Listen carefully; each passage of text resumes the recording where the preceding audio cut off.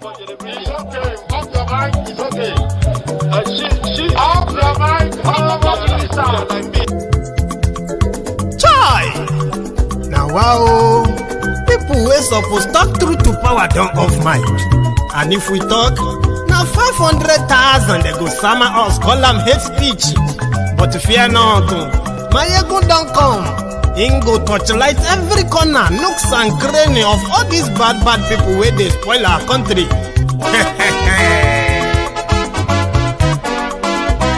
So my people make we laugh, yo yo. Maiyegun don't come, oh yo yo. My people make we shout, oh yo yo. Maiyegun don't come, oh yo yo. Maiyegun don't come, man of the masses, oh yo yo. Maiyegun don't come, oh yo yo. Maiyegun diary Politico, yo yo. Maiyegun don't come, oh yo yo. This one not the off in mind, oh yo yo. Maiyegun don't come, oh yo yo. And in the touchlight every corner, oh yo yo. Maiyegun don't come, oh yo yo. Okay, some people be they holla say they want the power. Chai, them be promise us say we go get light and power. Nah. Them hustle sote they can't get the power. But now they know they do anything with the power. Sure. Every day, dollar just they get the higher power over naira. Still them talk say make we off mind. But thank God say Maiyegun don't come. So my people make you laugh, oh yo yo. Maiyegun don't come, oh yo yo. My people make we shout, oh yo yo. Maiyegun don't come, oh yo yo. Maiyegun don't come, man of the masses, oh yo yo. Maiyegun don't come, oh yo yo. Maiyegun diary Politico, oh yo yo. Maiyegun don't come, oh yo yo. This one not they off in mind, oh yo yo. Maiyegun don't come, oh yo yo. Person where they do evil, no one make person talk. Them say that Maiyegun, that man too they talk. He too they talk. Say Maiyegun diary, he they hot like pepper. But every day then they take money in bulk. Woman picking, they the street they hawk. Still them talk say make we no talk. But thank God say Maiyegun don't come. So my people make you laugh, oh yo yo. Maiyegun don't come, oh yo yo. My people make you shout, oh yo yo. Maiyegun don't come, oh yo yo. Maiyegun don't come.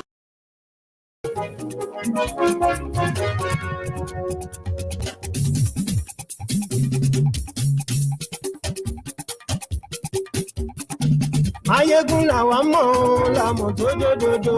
Maiyegun diary, Maiyegun number one. Maiyegun la wa mo. Hello there. Maiyegun diary, Maiyegun number one. Maiyegun ti de o, ọ̀rẹ́ ara yìí. Good morning to you, good afternoon to you, and good evening to you from wherever you are watching from. It is Maiyegun live. Have you seen Shege? Shege to you?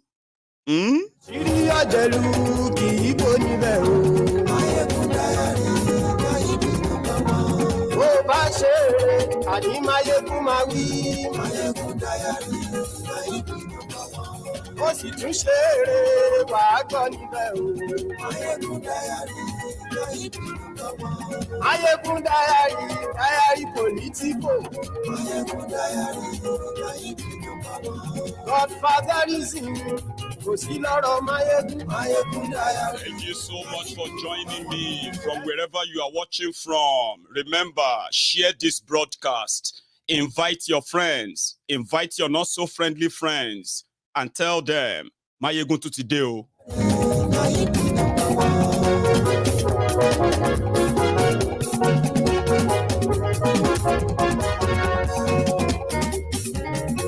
Ani esunraki. Maiyegun ti dé. Maiyegun ti dé. Ọ̀jẹ̀lú esunraki. Maiyegun ti dé. Ani esunraki. Maiyegun ti dé. Lórí Facebook. Make I give a quick warning. Because waiting the ground now everybody, the thing go touch. It will even touch me here. Okay? But no be everybody go survive. But let me say this before we get fully into the broadcast. Tonight, I am not going to be in a good mood with those who are likely going to want to start playing victims. For clarity, we give kudos, or we give credit and kudos to all the Nigerians who actually publicly and genuinely rejected APC, Egbekegbe, rejected Tifnumbu. I know this is not sparing anybody. Okay, now everybody they feel am right now. But when I look around and I started seeing the Agbadorians, Lagos Abobakus, Oshogbo Alimajiris, the crumb eaters, crumb chasers, ass lickers, all risers, the Lagos, my Lagos, not your Lagos, the Yoruba APC, Egbekegbe. When I look at them right now saying, Baba Tinubu, come and Baba Tinubu, do something. This country, people are dying, people are hungry, and the rest of that, listen to me, we have no pity for you per se. So when I begin to dish all this out, one after the other, I take God beg you, don't let it die your political correctness kicking. Don't start playing that victim card. Listen, guys, if you see any weary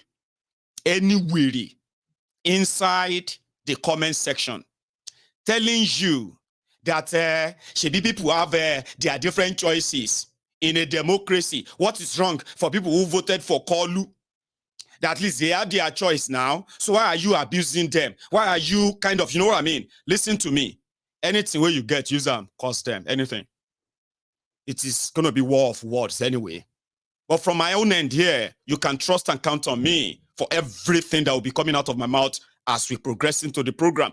I am saying this to you so that you can know where you are.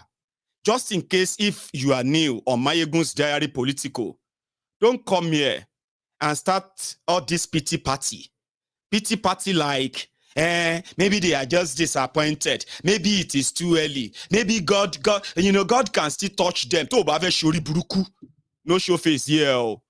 Since morning, every cause that those who have felt the bite of this latest shot, after those who have been who use their religion, tribe to push a divisive politics that brought in Kolu, majority of you know if you come out to say anything. No.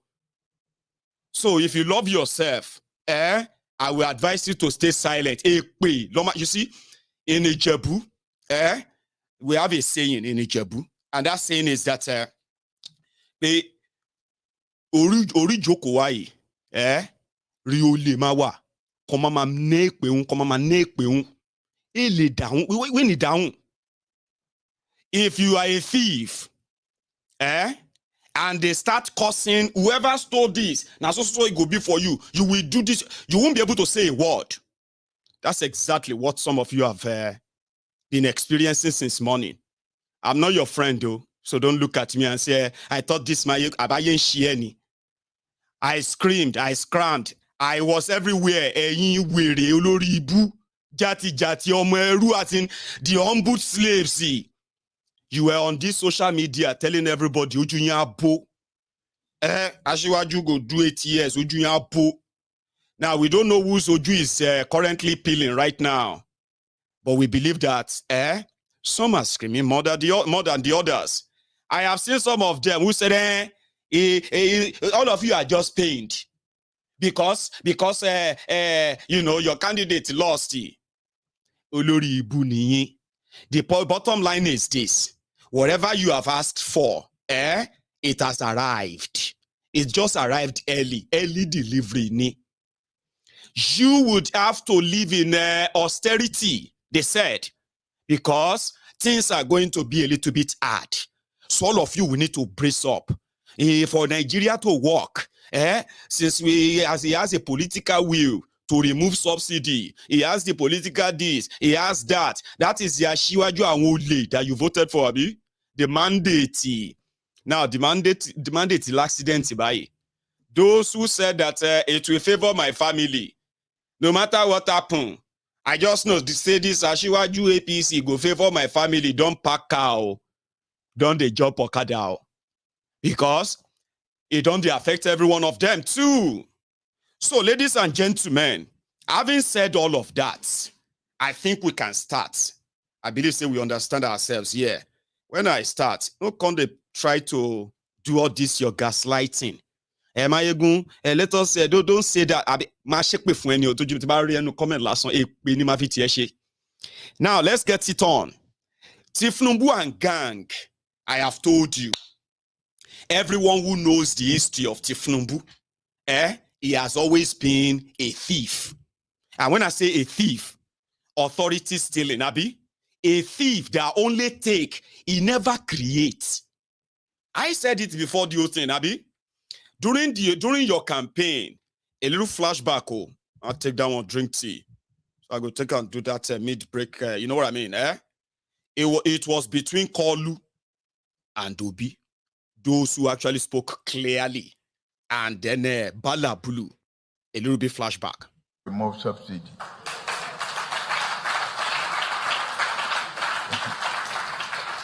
That is the truth. That is the truth.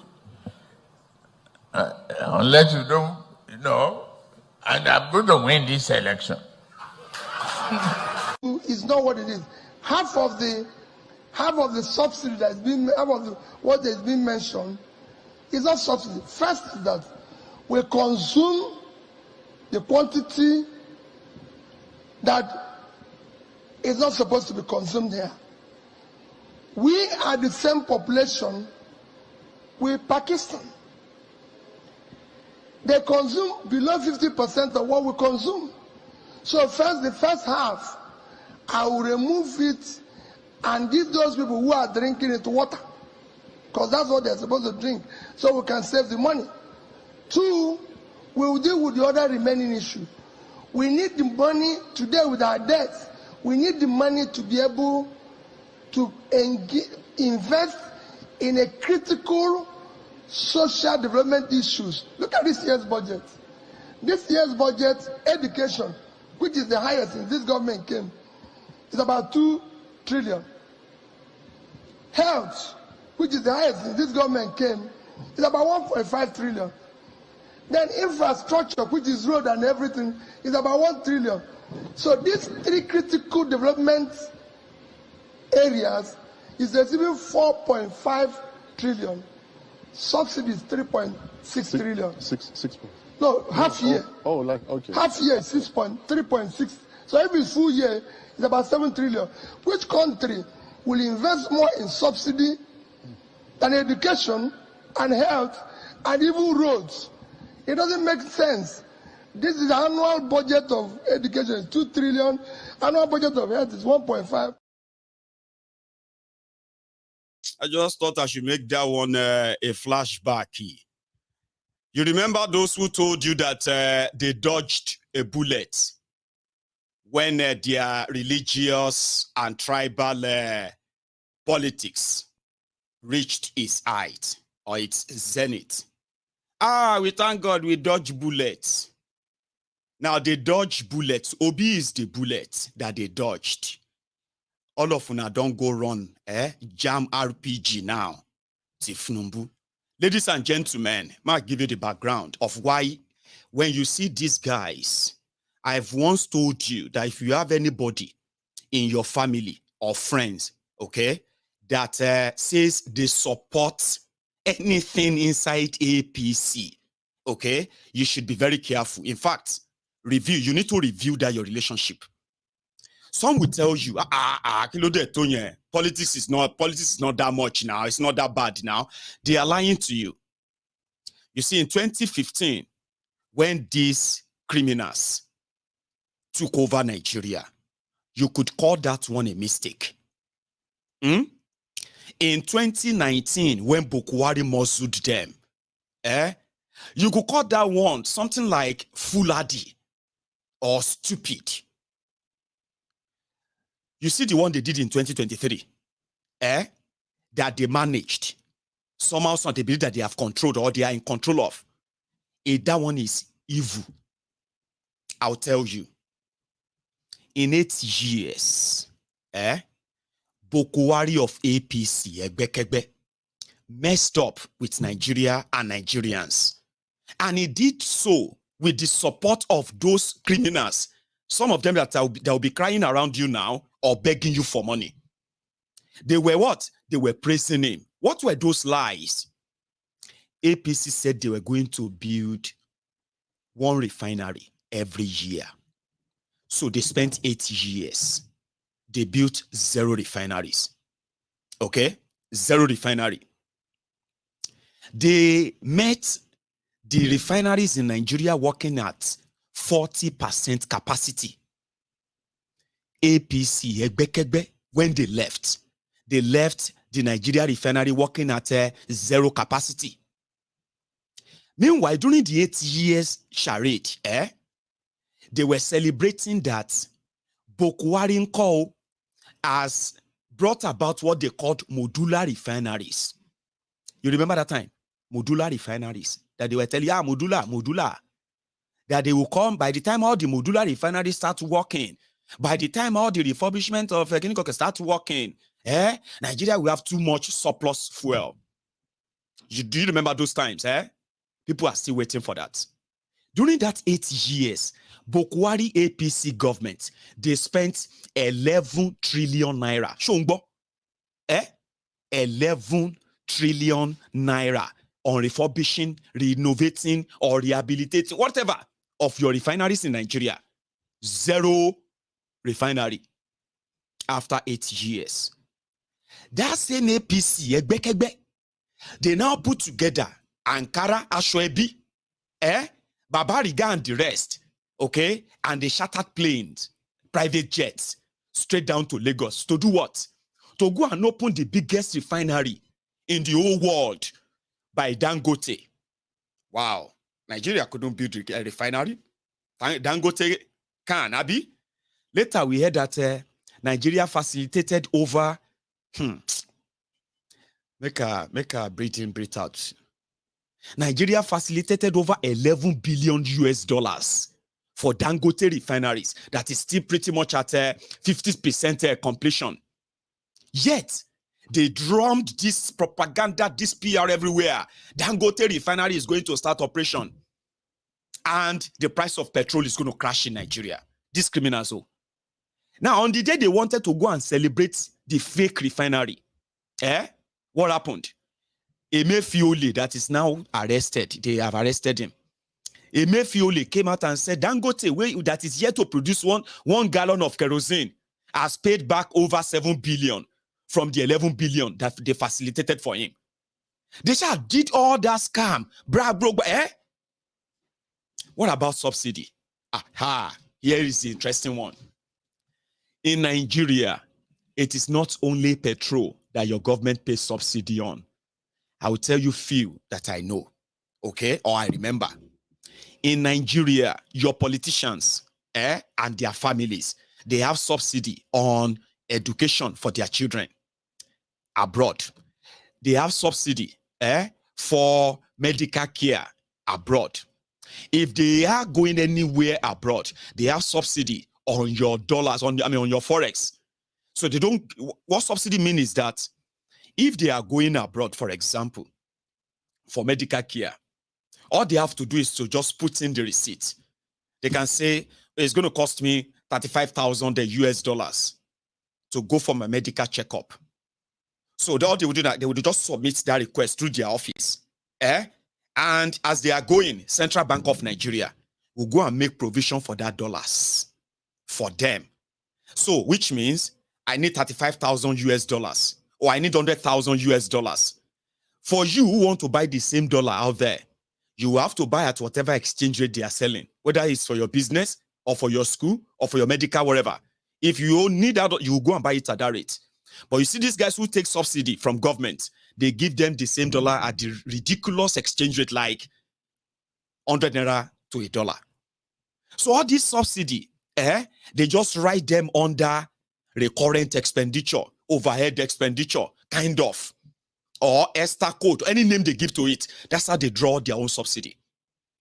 Well, you know, the one that is causing wahala is the subsidy for the poor people or for the general, which is the only subsidy that Nigerians actually benefit from their government. How does that happen? What do I mean by that?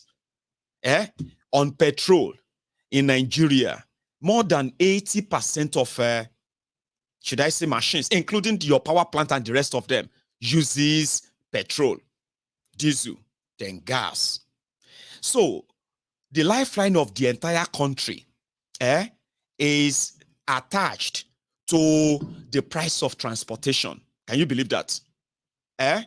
So therefore, if you want to make everybody from everywhere to feel touched, that's what you do. Remove subsidy. Before these criminals came in, I'll tell you the history of subsidy now again. Before these criminals came in, the PDP corrupt government was spending 200 billion, 400 billion, 600 billion a year on subsidy. When these criminals came in, the subsidy money first jumped to 1 trillion, 1.2, 1.4, 2 trillion. And before all of these subsequent changes and jumping, right, in 2016, just like Bokwari did now, just like Tifnubu did, Bokwari also announced removal of subsidy.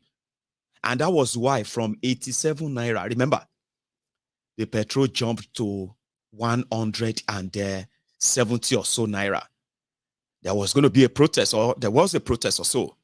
So they reduced it back to 125 naira. Few months after that, it jumped again. But what they didn't tell you, or what I kept telling you or reminding you of, is that why they are playing all this back and forth, what have you, to make you believe that they are removing subsidy little by little. If you say you remove a party, later when they say, but you removed the subsidy last year, which subsidy are you removing again? They said, no, they didn't remove the whole subsidy. They removed them small. That if they had removed it totally, Nigerians would be buying petrol at 1,000 naira per liter. That was what they told you. Remember? So they were removing partially. So how come that when you are removing subsidy partially, is when Nigerians are paying more? Is when the government of Bokwari was paying more subsidy. I'll tell you. They said they are spending too much, 800 billion on subsidy for petrol. And because it is too much, they want to remove it. So petrol will become 147 naira or 145 naira that you later said to Dabi. So, which means some money are being saved from what they used to pay out. They don't pay them out anymore or pay that much anymore. Now lie. When the receipt of a subsidy will come, Nigerians are paying more for fuel. Government of Nigeria was paying more for subsidy. Trillions, until subsidy comes to nearly 6 trillion.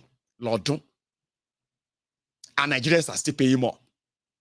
And these criminals, so these Alagbelebi ombud slaves, that are going to still come and try and tell you one abracadabra story on this Tifnumbu, they are maybe they are too hungry right now to have the strength to even fight back. Waiting till Tifnumbu unleash on them in this last 6 weeks. They didn't expect it. They were not expecting it. Are you with me? These criminals then said Bokwari was the best thing that ever happened to them. And we say, Eje, Birigidiya. So 2023 came, and they did as they normally do. They were more interested in ethnic, tribe, and religion. And the Igbos that they made the cardinal focus of their political struggle made them forgot all of the. They didn't forget. That's why I said that the 2023 one is evil. Because they actually are those who experienced the same criminals for 8 years. So what happened? Nigeria started borrowing money to pay subsidy in trillions. More, they were claiming then that Nigerians were using more fuel. Then we found out now that it's a scam, right? So subsidy wasn't removed by Bokwari, but it was paying trillions and trillions for that. So Tifnumbu came and he said, subsidy must go. What's the plan? What's the, everybody's going to be affected. Your children school, they're going to increase their school fees too, because they also have bills to pay. They have staff to pay. That little clinic where you normally go to get your cheap drugs, you will not be able to, because they will also have to add money. Your landlord will add money because he also have children to care for, have family to care for, and he has to put it on the rent. That market women and men who have their wares, when they go to their suppliers, they pay more. When they have to pay more, then you will have to pay more. So everything just like that. So he didn't think about that, and he said, subsidy is gone. Now, if you say subsidy is gone, Baba, which other right do you have to announce the price of petrol? The same one that you no longer have control over. I told you, subsidy is not gone. So they woke up this morning and they told them, hang on, let's start from this one. During their campaigns, Peter Obi was talking about how he was going to tackle the corruption in the subsidy, this subsidy, that. And in one of his tweets, he said, we will reduce the subsidy cost by over 50%. We will support local refining for domestic use and priced strictly in Naira. Once we tackle insecurity and farmers returns to farms, our food production will go up and inflation will go down through the reduced food prices. With the removal of subsidy, effectively reduce corruption to minimal level, reduced bloated cost of governance, and above all, support and incentivize export to stabilize the currency exchange. Yeah? And on the right is one of the Agbadorians that you picked up there. Ashiwaju, we don't want your palliative. Go and build refineries with the 500 billion. And they were begging people to please help them share. Meanwhile, there is also one there that said, I saw a book today titled, How to Survive in Nigeria, written by Professor You Never See Anything.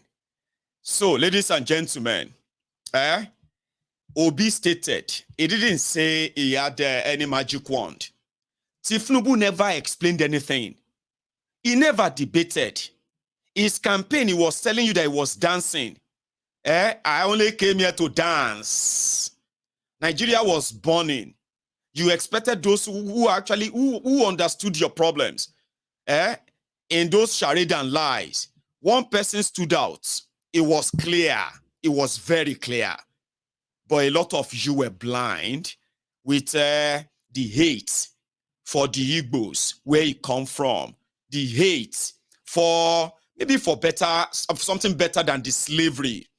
Today, you are now asking dumb questions, stupid questions, like what Obi would have done.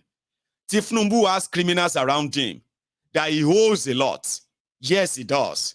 All the criminals holding Nigeria down that have found solace in APC, Egbekegbe, kidnappers, money launderers, certificate forgers, election riggers, bunch of rogues that value human life, that value less anything that has to do with human lives. You saw them for who they are. You gave them the backing, and you are looking around looking for who to blame. Like you want to make yourself feel good. And and say, but they are all the same now. At least they are all the same. You know, I've had people who have come here to say that too. If you are one of those who have told me on my program here that Maiyegun, it's just that they are all the same. Even if you are one of those who are regular here on the platform,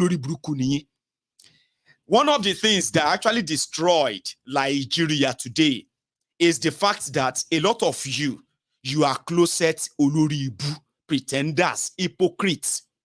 Let's drop all of the shade of all this nonsense.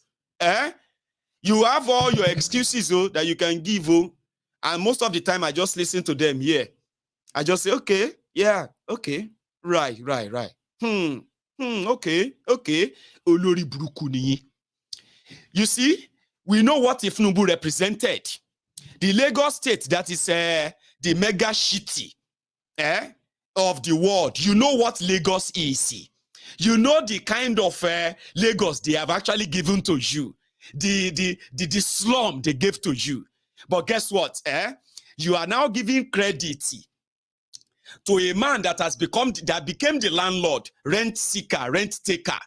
You have seen the, oh dear. But guess what? You told yourselves, except for the fact that if we remove the corruption from Tifnumbu is better. But for those times that they were all doing all their charade, Abi, you closely and say, well, I am not in support of one Nigeria.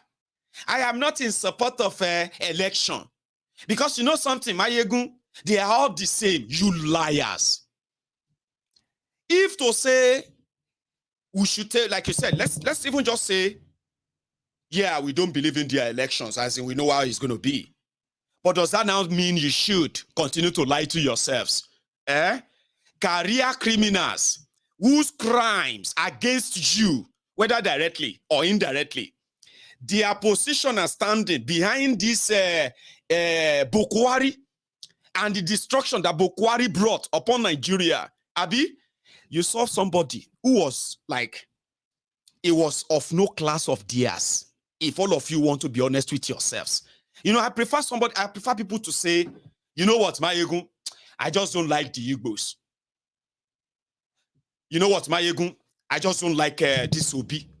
That's quite honest than for you to put all of them together. Because Olori Brukuni. Peter Obi, happened to be a former governor. Yes, he's a former governor. Okay? He ruled one of the state, he ruled the state that is pretty much like a 20 times smaller in economic value than Lagos because of the strategic position of Lagos.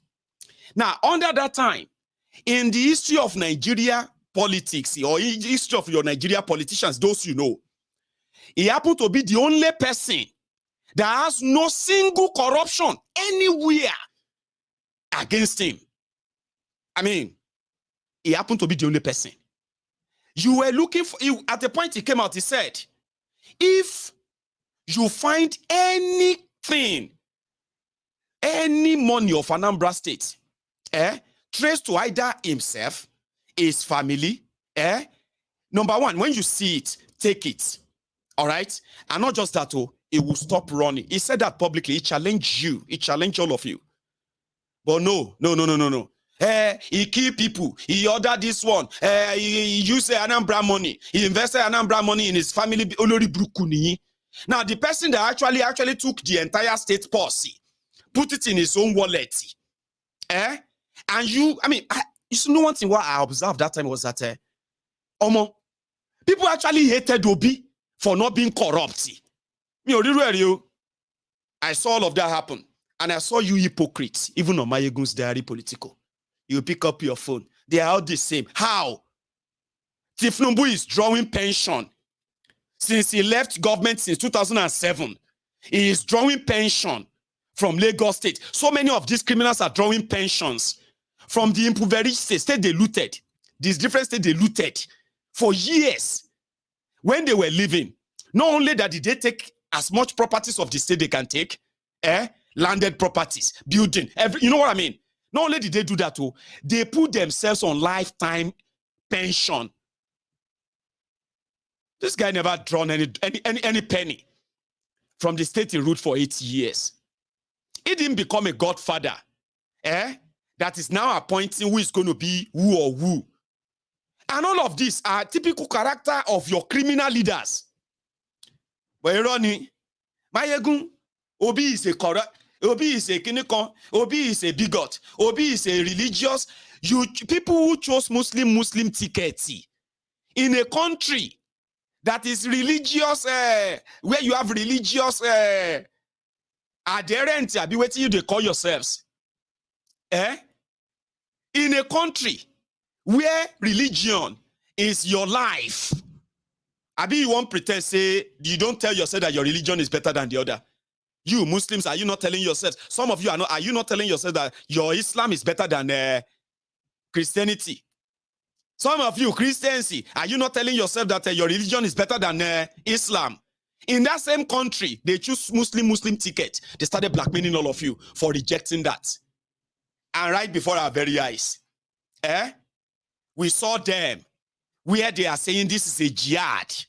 It is a jihad. Islam must rule. We saw them, the gathering of Islamic sheikh, the cleric in northern Nigeria. We saw them in Yoruba land, where they are saying, do you know how many wives I get? Me, as I am here, I have 4 wives, and I have about 20 children. Oh yeah, we'll go and make, they said they don't want Muslim. We saw all of that too. But yet, you will still turn around and say, Obi is a bigot.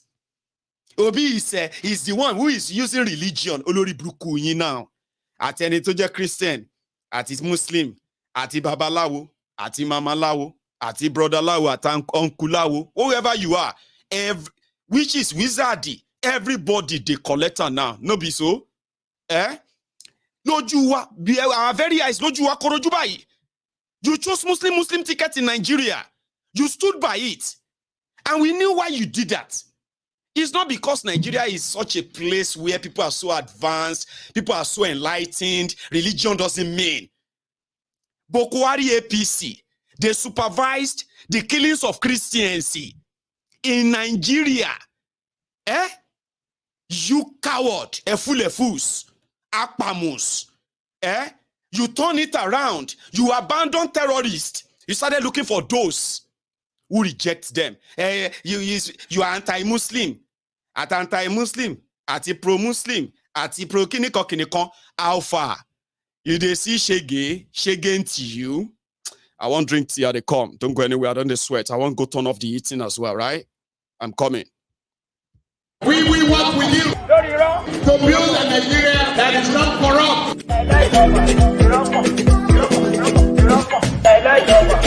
I bring you a message of hope.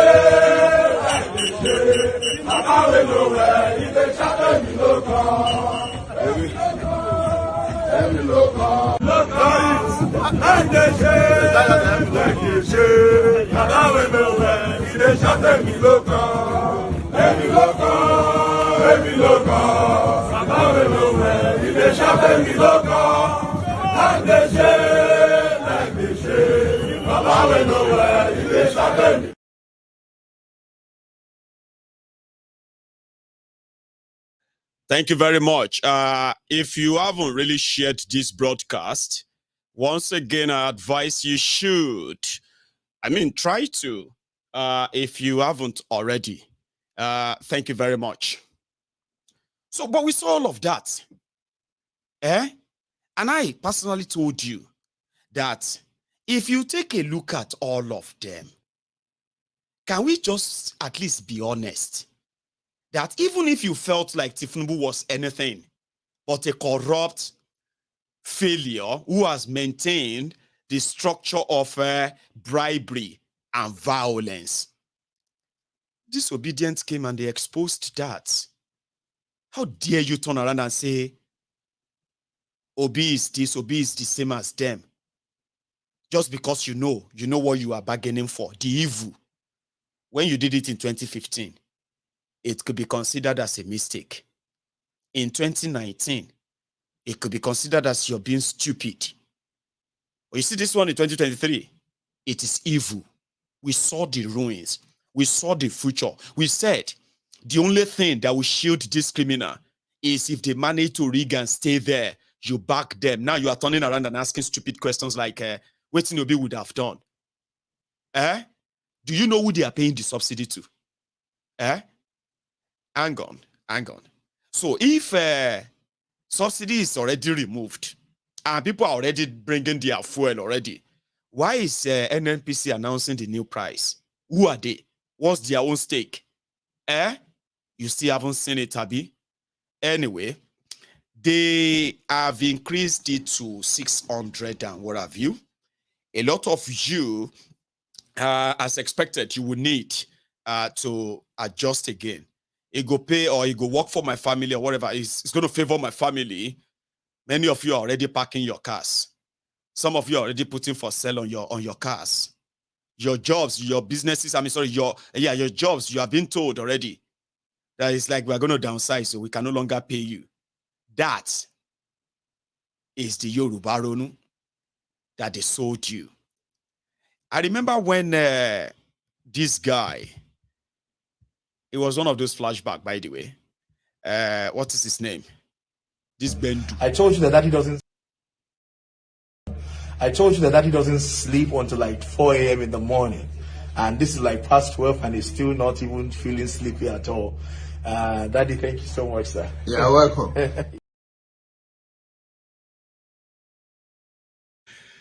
You know they sleep, But I want you to listen to this. What Maiyegun, the head of the fraud called NNPC in Nigeria, and according to him, wait, before I miss this, another thing they are telling their gullible morons who listen to them is that the reason why the petrol price is going up is because dollar is going up. And when dollars go up, okay, the import on petrol will also go up. So I have something to tell you. One of the things that Kolu did when they said that he's taking action, I said to him, was when he announced that he was suspending Emefiole. Okay? And they made some announcement. Part of that announcement was that there is no longer bank exchange rate or black market exchange rates. So may everybody go, they look for their dollars and sell at whatever price they liked. Just to make all of you believe that they are now making it, in a way that it's going to be a competitive market. So if you see dollar, sell them. If you see dollar anywhere, buy them. Any amount you want to. That it will get to a stage that there will be so many dollars. There will be too much dollars available that the naira and dollar will begin to go down. Sure you get. But this is what they told you. But behind the scene, it is just an announcement. There is nothing behind it.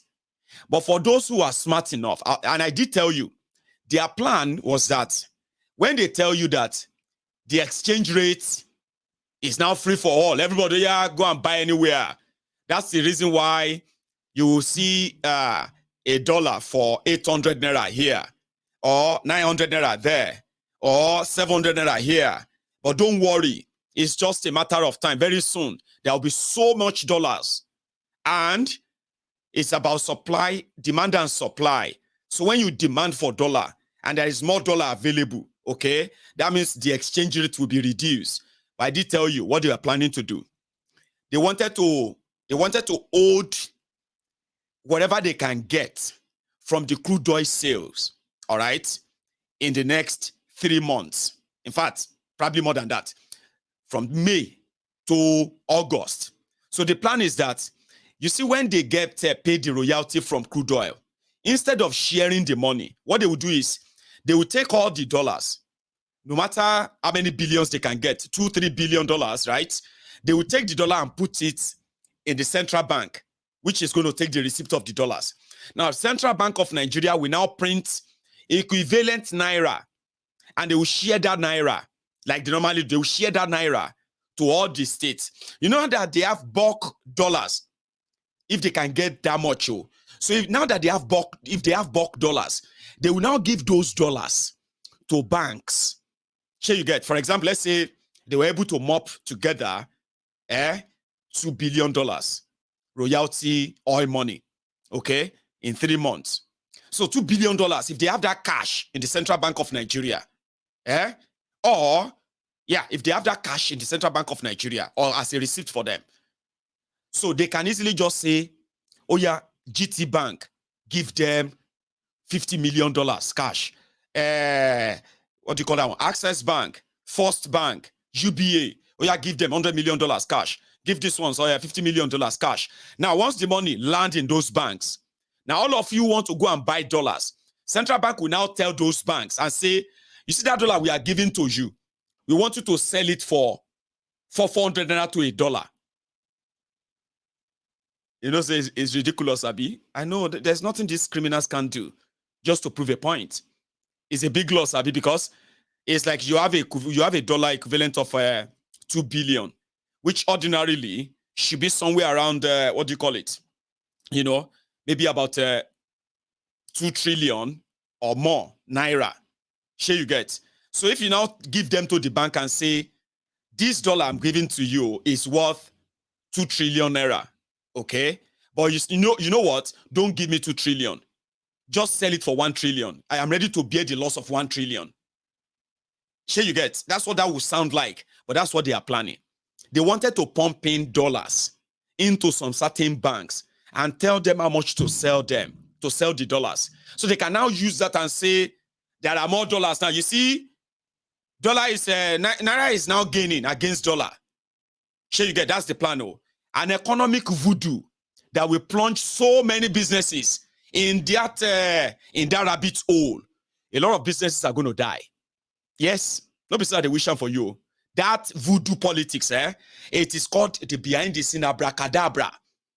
So it will bring a momentary satisfaction, like, dollar is now 500. Wow. From 900 naira to $1. $1 is now 500. Say yes now, go to GT Bank. If you need $1 million, they will give it to you for GT Bank, 500. Go to First Bank. If you need $2 million cash, they will give it to you, 480. So you see that loss, will be covered by Nigeria, by these criminals. They will carpet it. And then the news, the media will carry that and say, hey, the dollar is coming down. The Tinubu's government is doing wonder. The result of what happened is now coming out. The level of propaganda, by the time some of you will open your eyes, everything you have will be gone. I'm telling you, it's going to happen like step by step. Okay? They will play the media propaganda enough that the day they will finally tell you that it is over, a lot of you will not believe what they would have taken from you. A lot of you. Okay? Now, you know they are kleptomaniacs. They are thieves. Like I said, if, that was what they said their plan, okay? Now, if the dollar can't land, with this tribunal threats here and there, court threats here and there, if this dollar they are expecting from the crude sale land, and their greedy eyes enter them, they decided that, you know what? People will go find their way, Jare. They will find their way. Oh yeah, send 1 billion to Kineko Swiss bank. Help me package $500 million into Kineko. They are taking them to, sure you get. Last, they may not even reinvest that money as they are planning. So, as you know, Nigeria, nothing goes up and comes down. Nothing. You are only just going to try and get used to it. Some people will get to the point that they will get to the middle. Of like they will be like, my head is just I'm managing to keep my head above water. Kind of. But you see those who are going to drown in the ocean of this hardship, a lot of you are still pretty much praising them right now. Or in fact, you are hopeful. You will believe them.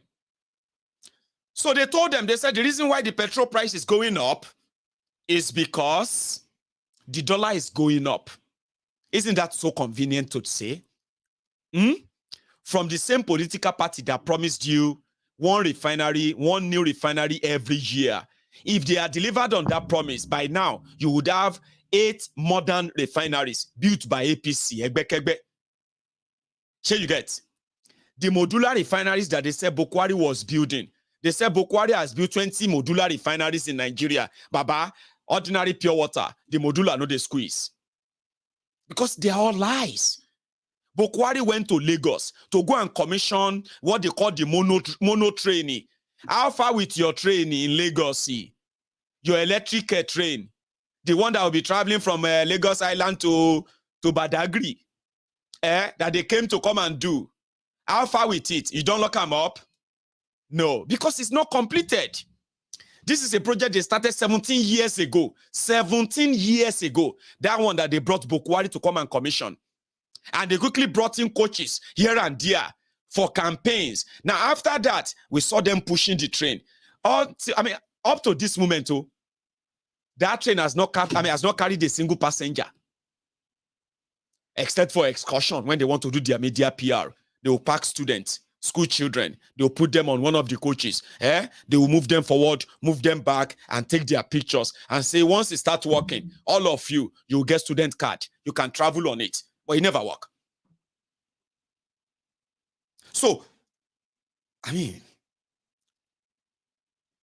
which of their lies will still sound new to you when they push them? Which of their narratives are you still going to buy? That actually gives you that confidence that people who have never really done anything good in their lives, they haven't done anything good in their lives. See, when they said they were building bridges between the north and the south, it is now becoming more apparent, more obvious, that they were only building the bridge between the north and the south to import the poverty, the feudal system, the alimajiri system, the rankadede system, the begging system, that the criminals who control northern Nigeria political space, they have sustained for decades. This is what they have now brought to southern Nigeria. That's the bridge that these criminals have been building. That's what they have been building. The bridge of poverty. The bridge of endure. It goes soon better. Now, if you are telling people to endure, isn't it also good for you to cut your own cost? These guys have never cut any cost in their lives. If they tell you they want to cut, Bokwari even lied to this so Bokwari lied to them and he said he was reducing his salary by half. By the time Bokwari finished with Nigeria, he has reduced their lives by half. A lot of them are just walking corpses today. Hunger, frustration, poverty. In southern Nigeria, I was reading it in the news just before I came live, right? And they said the residents of Ibadan, they are now complaining of too much beggars in Ibadan. Oh, you go see your own brothers and sisters. They will dress like alimajiris to beg because the way of life that these criminals sustained in northern Nigeria has been imported to southern Nigeria. And these guys who always take, they never cut cost. I mean, what did they tell you that you actually believe? I know they didn't win, I know they rigged you. Sure you get. So that is why those ones who told you that Oju Abo, and the rest of that, who are now turning around to tell you that it's because you lost. That is why you are angry. And the rest of that. No. When you see them, right? So whatever they want to twist it as, these guys continue to take care of themselves. 8,000 naira for you. 124 million naira for them each. 40 million naira to buy, $40 billion naira to buy cars in this Nigeria right now. 35 billion for judges. For what? For 8,000 naira for you. And then when they said they will give you 8,000 naira, they increased the petroleum price by 100 naira. Abinobi so? Yesterday, it was 500 and what? 520 naira below. Today, it is how much? 617 naira abi. In Kano, it is 620 naira. In Ondo State, it is 650 naira per liter. I don't know how other places are actually dealing with it. Ondo State is oil producing state, Tori Olong. Ondo State was the state where that tanker stole 800,000 barrels of crude oil from Ondo State. Ondo State people who have oil, they are living in abject poverty of what should have been a blessing. Now they tell them how they're going to sell. How much they're going to pay. Now everybody will need to know, hi, Kyari. How they feel, Walai kò ní yẹ wọ́n, kò ní yẹ Kyari, kò ní yẹ wèrè tó sọ̀rọ̀ lẹ́gbẹ̀ẹ́, kò ní yẹ àwọn méjèèjì. Ara àgbàlá. No, sorry. It's mo fẹ́ lò ní Chineke Pogi Okudie. Chineke Pogi Okude. Kokudano. Market forces. What is market forces? Who are the forces? Can they tell you the names of the marketers? The forces that is determining whatever. In Saudi Arabia, the name of their national oil company is called Aramco.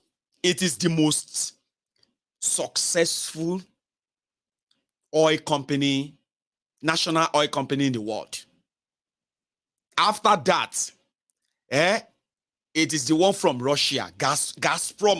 Gazprom. This Aramco is in charge of anything oil, gas, or whatever in Saudi Arabia. Every penny that comes from there, and those who do business with them, they know them very clear. Who are those who are importing the petrol to Nigeria? Can you give me their names? As a typical Nigerian, make up some names. Lagos Abobaku. Yes, you. I'm talking to you. Make up some names. Give me names of the fuel importers. The marketers that they are paying subsidy to. Don't look at it. Don't stop shaking your head. Stop shaking your head. Because that's sacrifice for you. You should stop shaking your head. You are one of those who are causing problem. They gave you chieftaincy, a young boy, so you don't even know what to do with it. And then when I'm speaking, you're shaking your head like this. Oh, fake, causing problem everywhere. You just go and wear something that's bigger than you. When somebody looking for power, you would think that an elderly person, very small young man, this man. I know when I was in school, he was running around, going for errand. Now he's wearing Osman Danfodio. Then you begin to breach.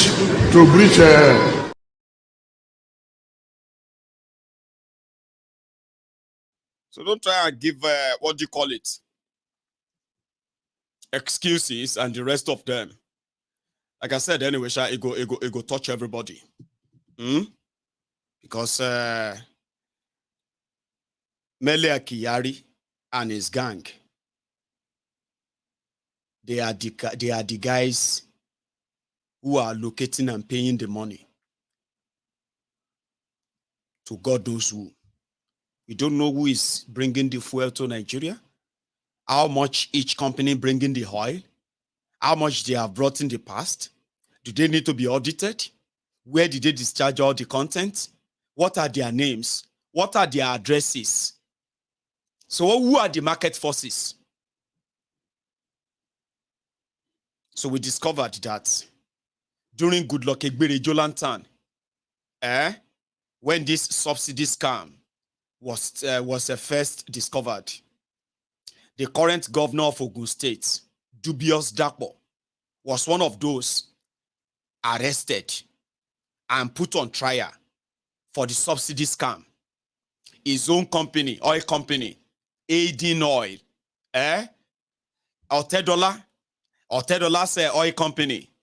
Corn oil, what's that $10 oil company before he sold it then? We knew the names of those who were taking the subsidy money under Jonathan. You remember the $10 and this guy's scandal now? Farouk, Lawan. It was because of fuel subsidy. Dubious Dakpo, Ogun State. It was because of fuel subsidy. But what happened? They were on trial. And then they regrouped. And they started APC, Egbekegbe. So from APC, Egbekegbe, all of these criminals and the rest of them, they joined the jihadists to kick out the person who wanted to stop their feeding. Good luck, Egbere Jolantan. Now, Egbere Jolantan saw their desperation, knew them, and he said, you know what, go what, yeah. In fact, you know what, many persons they saying they fight for this Nigerian self. They go to ask you later, say, who send you? So what did he do? He said, come on, take it and go and deal with them. These people, very soon they will know what they have done to themselves. The oil thieves, subsidy thieves, that will bring in fuel to Nigeria, get paid, and they move the fuel to Cameroon, move the fuel to Ghana.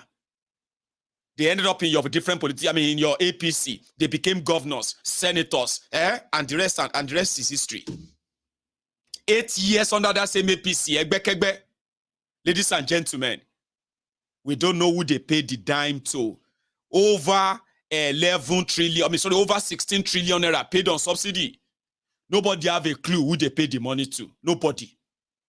Who did you pay the subsidy to?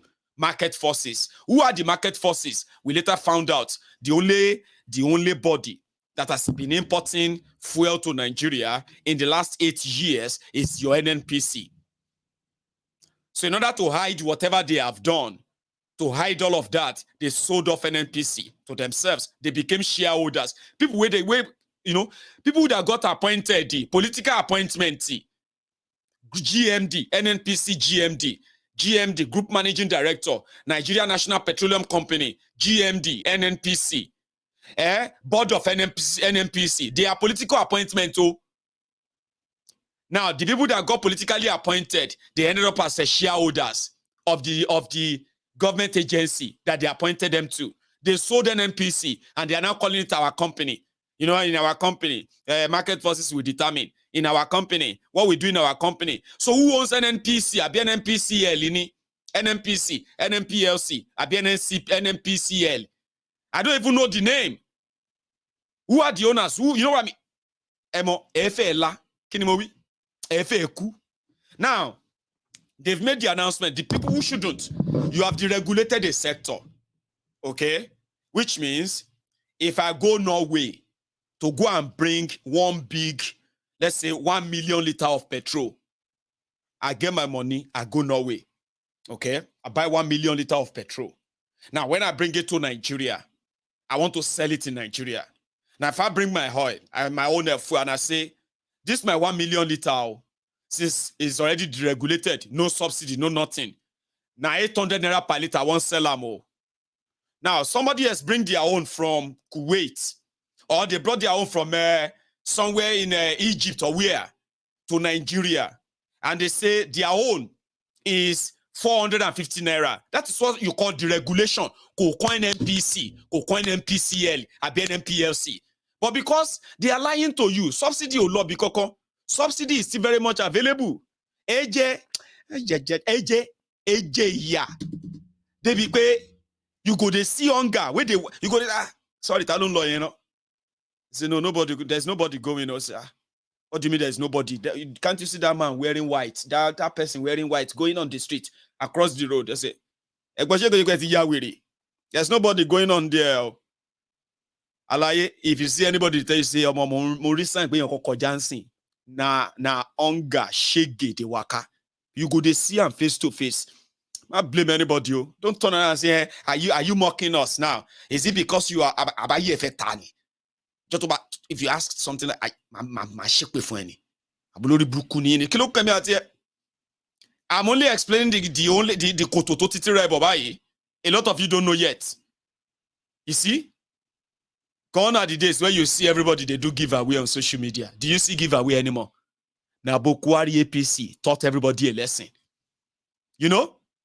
Yeah, giveaway. Ekpe, mama giveaway. Ekpe. If you see the ekpe, ni kema giveaway for one.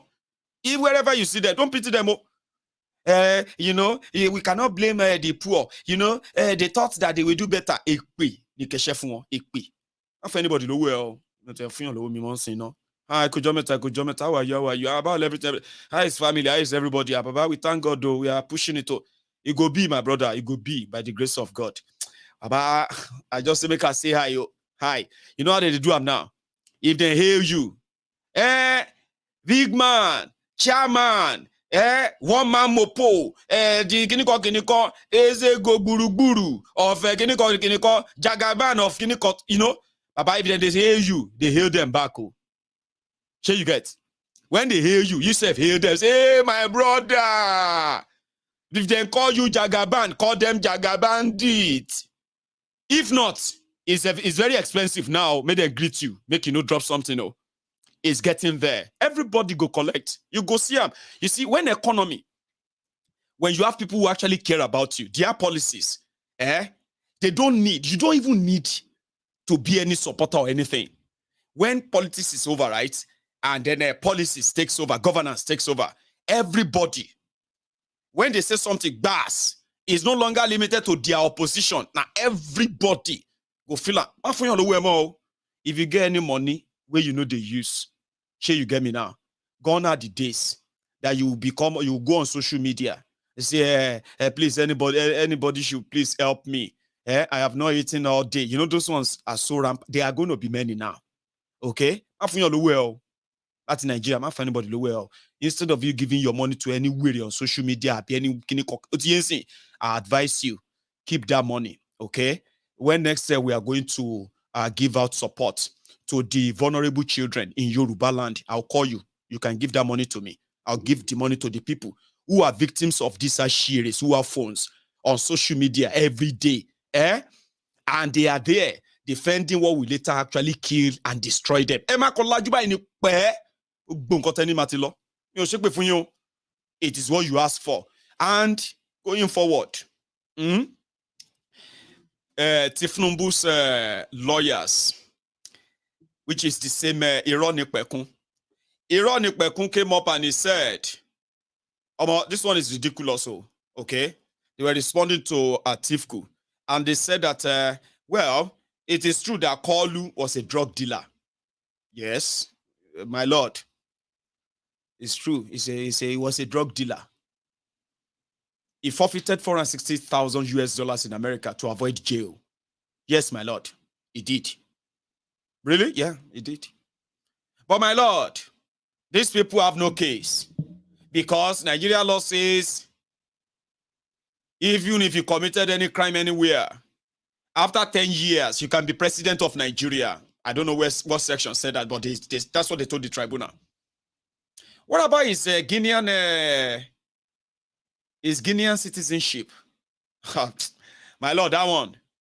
The law says you can be a dual citizen as Nigerian, okay? You can be a dual citizen. You can be Nigerian and still be British and still be American. You can be how many citizens of every country you want to be.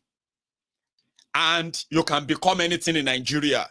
Even if you are British, you are born in the UK, you go back to Nigeria, and you run for office, and you can be a governor, you can be anything, but you can never be president. Once you have the nationality of another country, you can never be president of Nigeria. That's their law. So you get.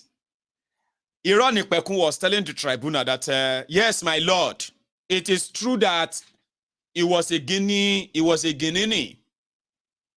But my lord, that passport that shows that he is a Guinean, that passport has expired, my lord. His citizenship expired. When the passport expired, it's they said the same thing during the argument, during their whatever in the, when they are having the tribunal at their exchanges, right?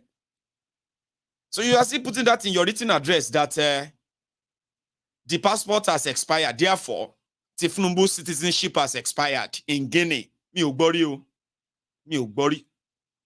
They didn't renounce and they didn't deny. They said the passport don't expire. The citizenship has expired. Baba, you get Nigeria passport. How many of your passports expired? And when was the last time you probably renewed your passports, Nigeria passports? All of you will get expired Nigeria passport for house. We don't want Nigeria again. Good news. Don't renew it. Are you with me? With the likes of Iran, if you have Nigerian passport that has expired and you don't want to be anything to do, have anything to do with Nigeria anymore, you know what?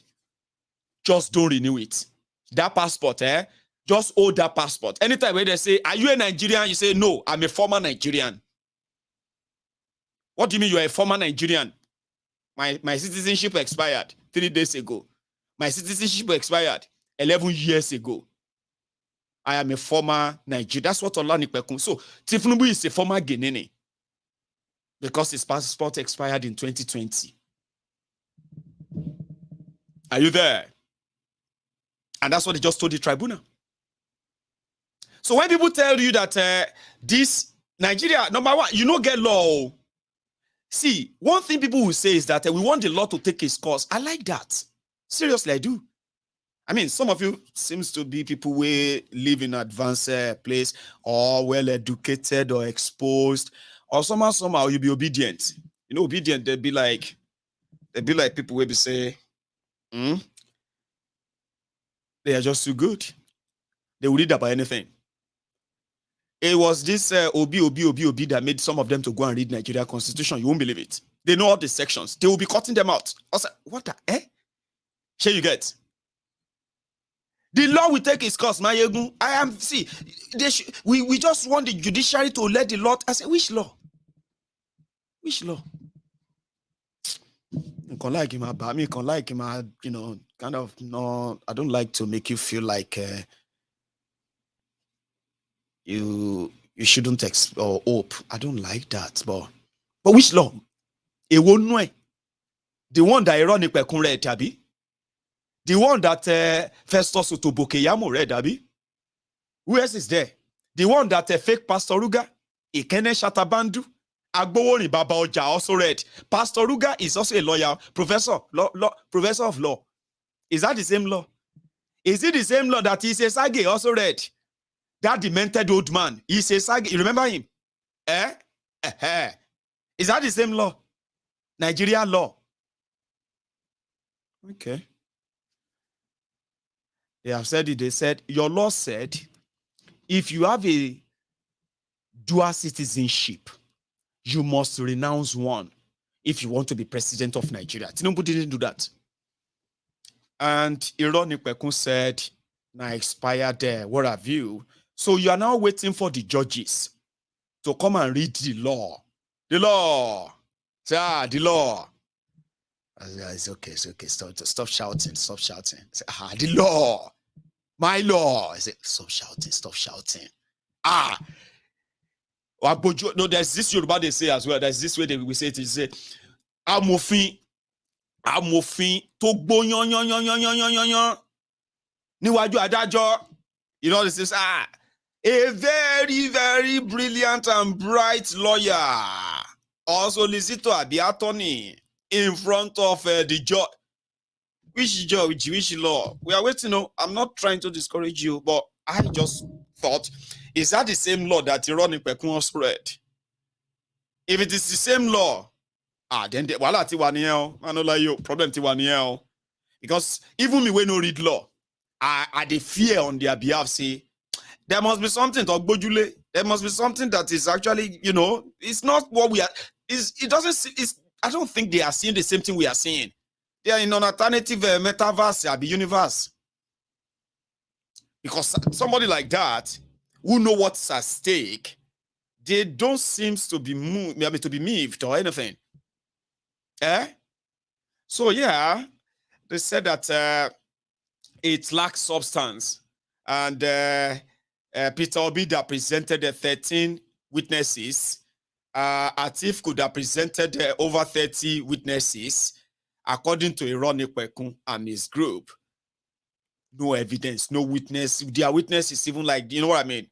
So yeah, we are waiting for the law to take its course. We are also waiting for why FBI in the US, that just responded. I'll tell you this one. You see, when this whole Ubudinyo was going on, anywhere where you see Davido dying, even if you don't know what to say to him, wherever you come across him, okay? You know David, Abi? Anywhere you see David Undeyi, just say, David, thank you so much for all you've done or all you are doing. It's okay, just walk away. You go understand. I just that some of you will go further and say, let's take selfie, just say that to him. He was the one who came back with waterproof, bulletproof evidence of jihad for conflicts. Conflicts for jihad. When he dropped it, some people who claim to be alagbara, so they threaten, they hold, they they who, they not go do anything, They will sue him, they will do this and that, except the fact that they want to kill him. If we catch you, that one is still there. He was one of those who did that, detailed report on the Southern Kaduna killings, the killings in Middle Belt by the Fulani jihadists. He's one of them. Genocide in Kaduna, Southern Kaduna. Detailed. Survivors see, the victims see, where they happened, date, time, pictures, videos, everything. He was one of those who put that together. That material is also online. Atrocities of Fulani terrorists. It was the same David Undeyi who brought this Escobar story, evidence that it actually hits home more than it has ever done.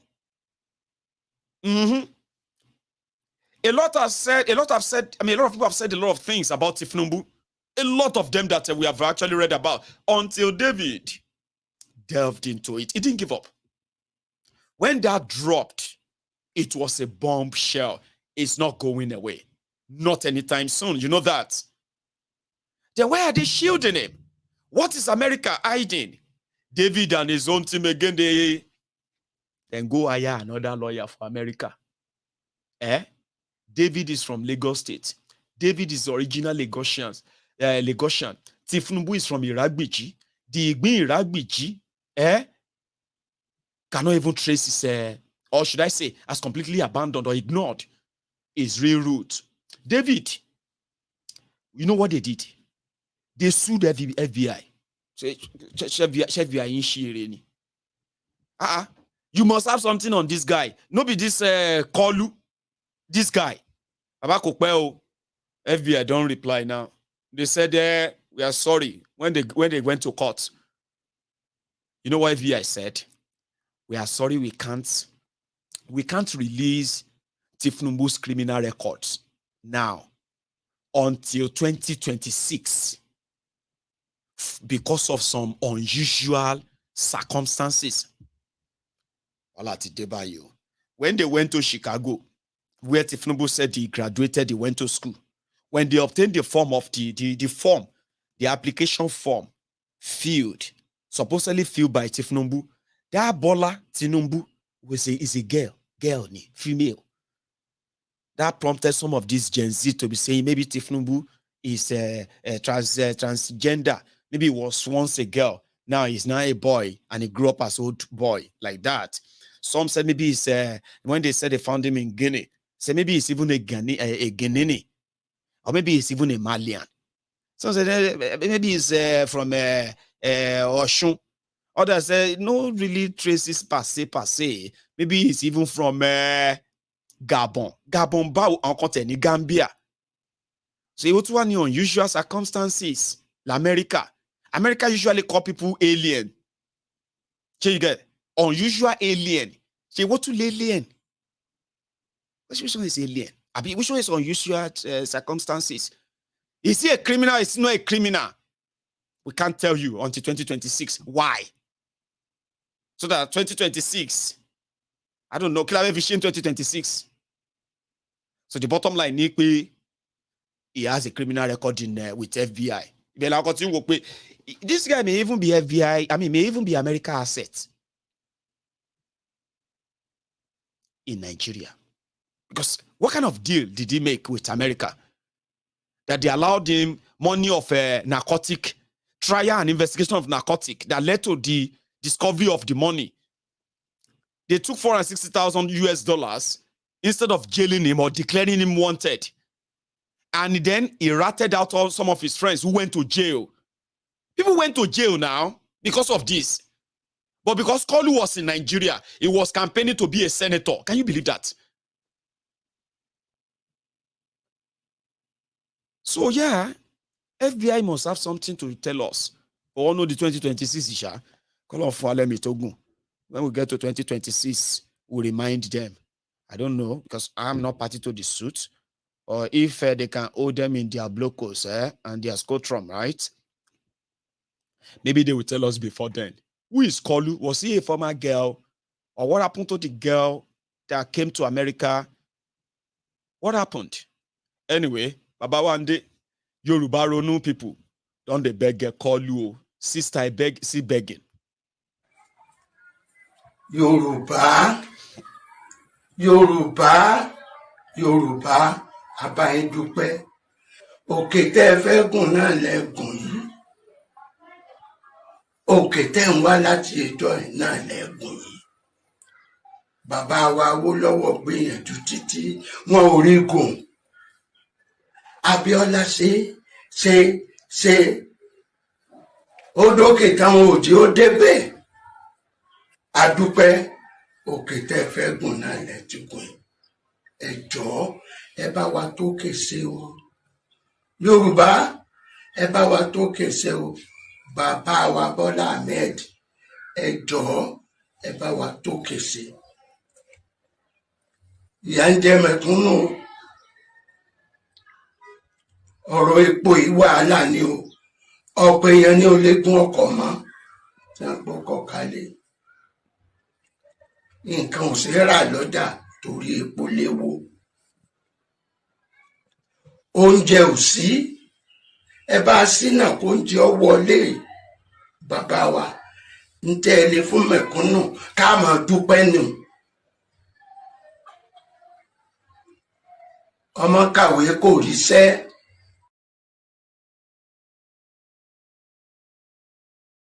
Gba 8,000 yin.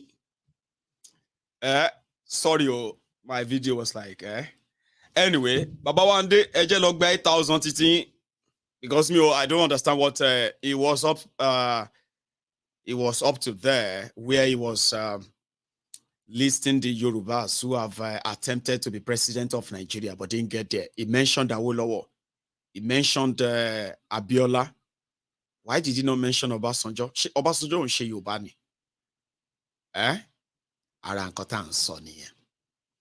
There are many people in Yoruba land that you see this divisive politics, this tribal politics that you are now witnessing from the hands of this Lagos Abobaku, Stephen Mbuna and the rest all over Nigeria.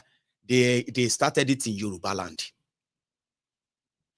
If you are not in their camp, you are not considered as a real Yoruba. Obasanjo kì í ṣe Yoruba. But a lot of them, when they are talking about the Yoruba, and now this one where nobody knows his father, nobody knows his mother, except his adopted mother, which history said was also into drug dealing.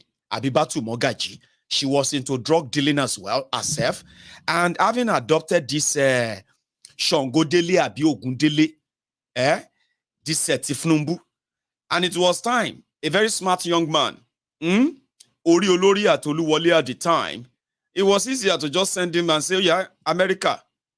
The rest is history. Thank you, David, for those who actually know better.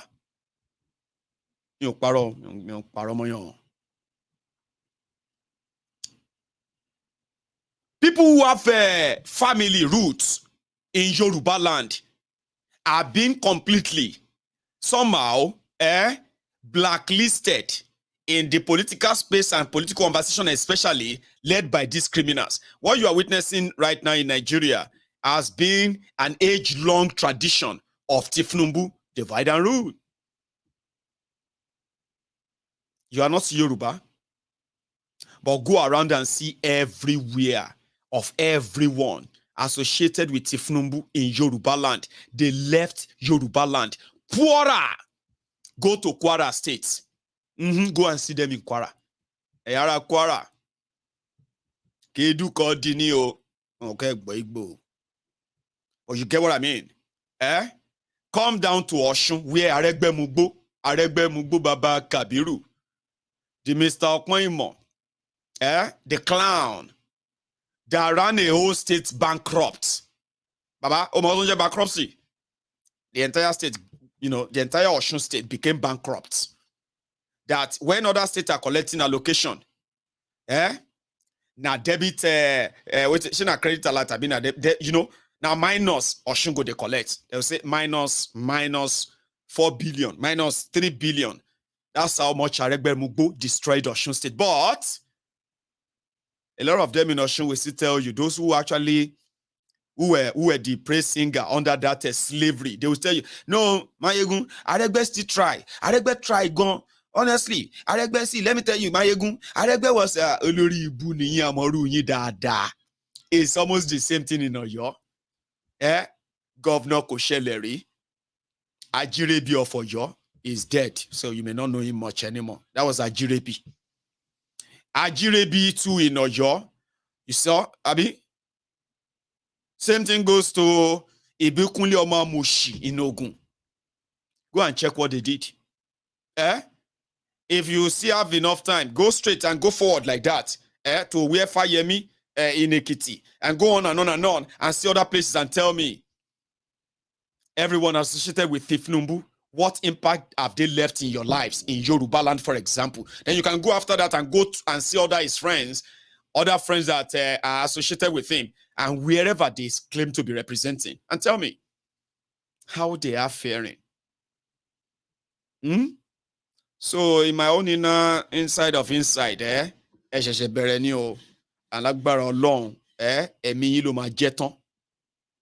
see this suffering, this hardship, nobody is going anywhere. It has gotten to a stage whereby even Japa go hard. Japa, you know that Japa, I want Japa, Omo. Eri toro bayi, ekpe sisi. Oba ton kwebe, toro ati sisi. Ekpini, atonini.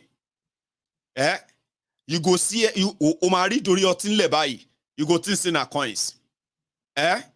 Wari eyin pali siga nle bayi, waro pe 50 naira ni.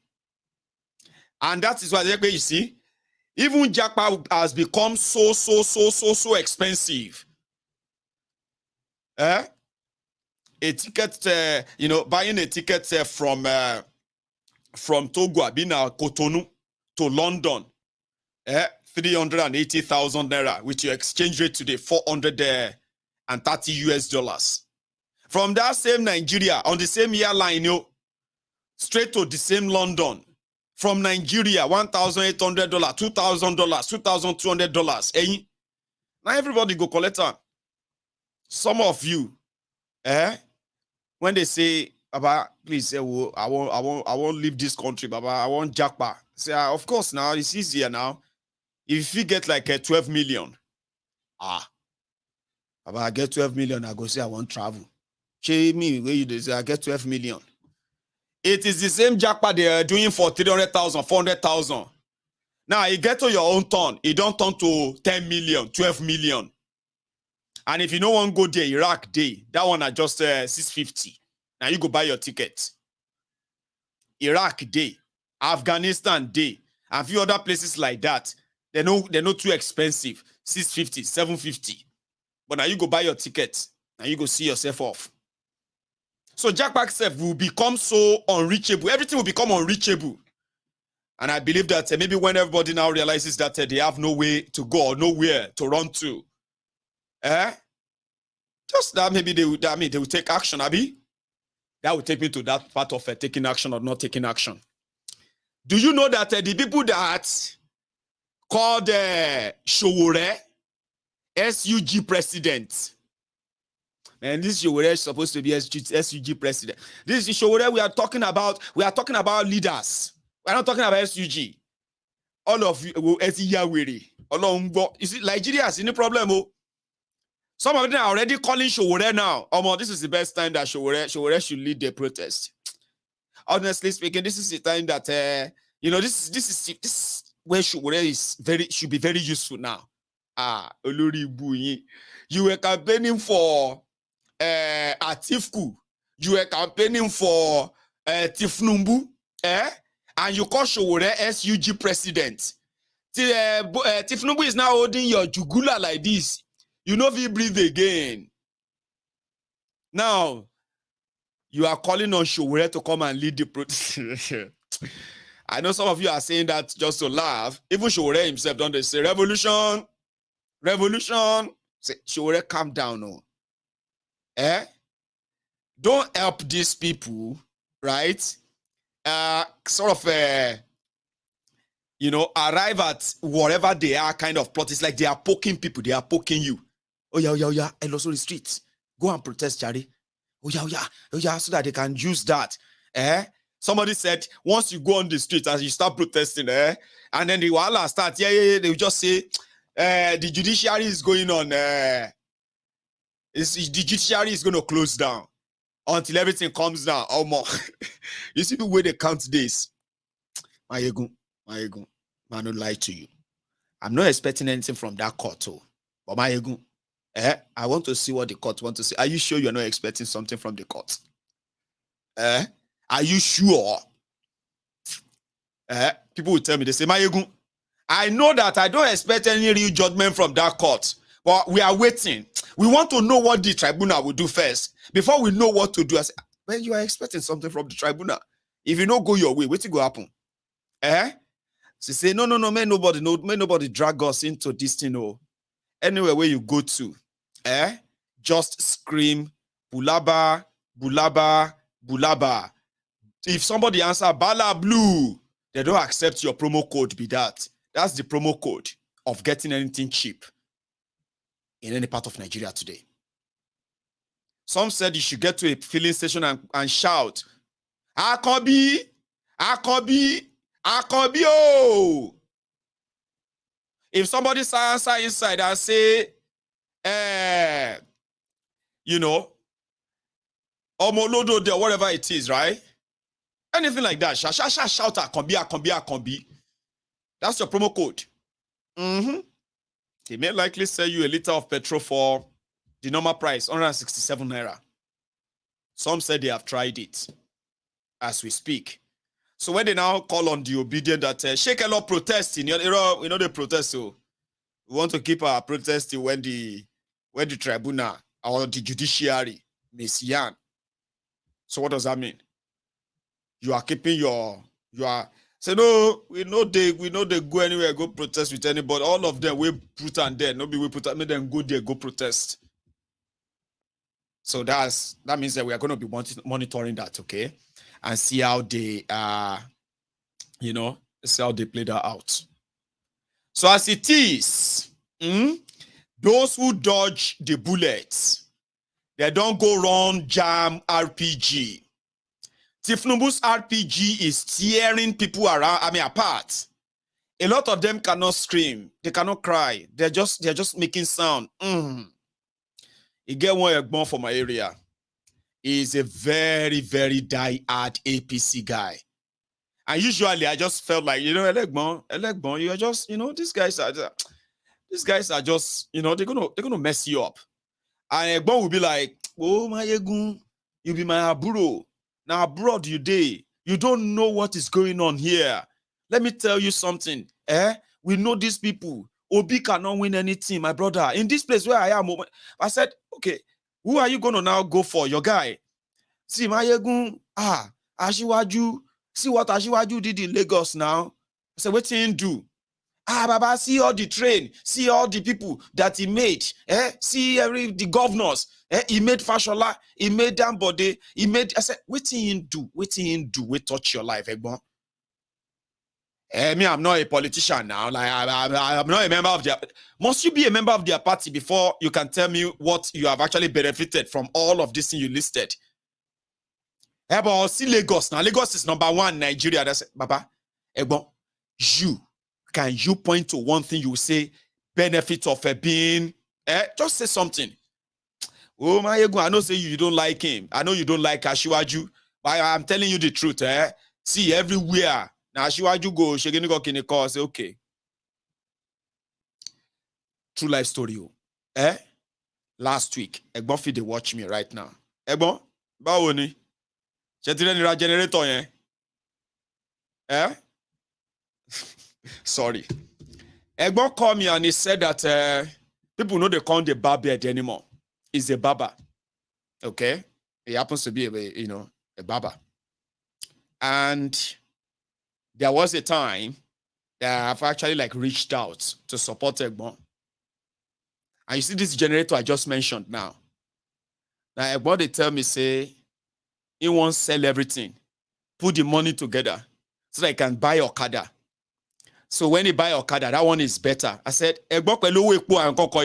no, he's already sorted everything that is going to be fine. It's better than him waiting for people to come and barb here. That people know they barb again. So he was now telling me, this was just yesterday or 2 days ago. And 4 or 5 months ago, this Egbon, so Egbon was now telling me that, and I know it was kind of a trick, okay? He was telling me that he was going to sell everything, right? And I personally know that his generator alone should at least fetch him more than 100,000 naira. That's something he bought for nearly 400,000 naira. Or maybe 100,000 or 150,000 naira this time. But he was throwing that at me. Samaria. So I will come say, Egbon, no, Egbon, why would you sell your... No, don't sell your business now. Come on. Don't sell your business. How much do you need? Okay, I'll give you the money. Me give you the money. Thought into Bajaj in 800,000. How much did they say Bajaj now? Your Okada in Nigeria. Me ala no Samaria fun agbadorian kan kò bá jẹ́ ọmọ ìyá mi.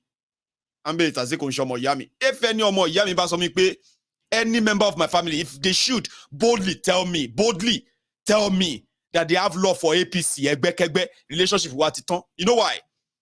People will want self-destruct. The problem with them is that now they know they destroy themselves alone. They will drag anything around them with them. They will drag you and drag you and drag you into it until you are destroyed as well. This Egbon was expecting me to cough out money like that usual way. Egbon ma ta business in ma fun yin lowo.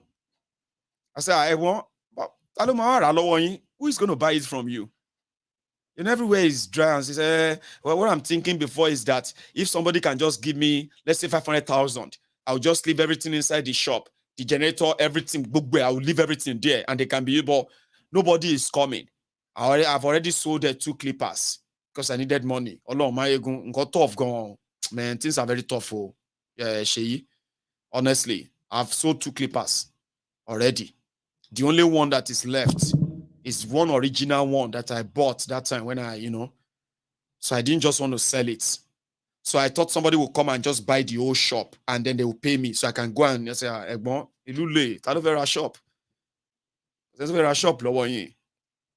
Or why don't you start selling them one by one? That one fee pay you. Make sure you don't spend the money.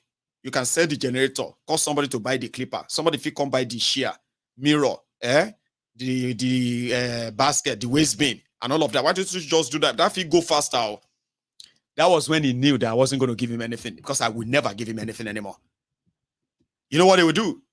When they enter into the covenant with these criminals, they will begin to disturb you and your own finance, disturb your life, and then they will begin to kind of blame you for their unfortunate life and say, if you want to help me, help me. If you want to help me now. We all this just talk this thing. At least that one is gone now. I won't do it again. Please help me. Sha, help me. Stop blaming me. Don't help them. Oh. Don't help them. Oh. They will turn around and blame you later. Did I force you? So if you are not okay with my love for Ashiwaju, please leave me alone. Baba, Oma regret the last. If they are a member of your family, cut them off. They will be fine. That's one thing. I'm not saying cut them off and don't be, just anything of yours. Don't match it with theirs anymore. They will destroy you. Okay? When they are destroying themselves, they will be asking you to bail them.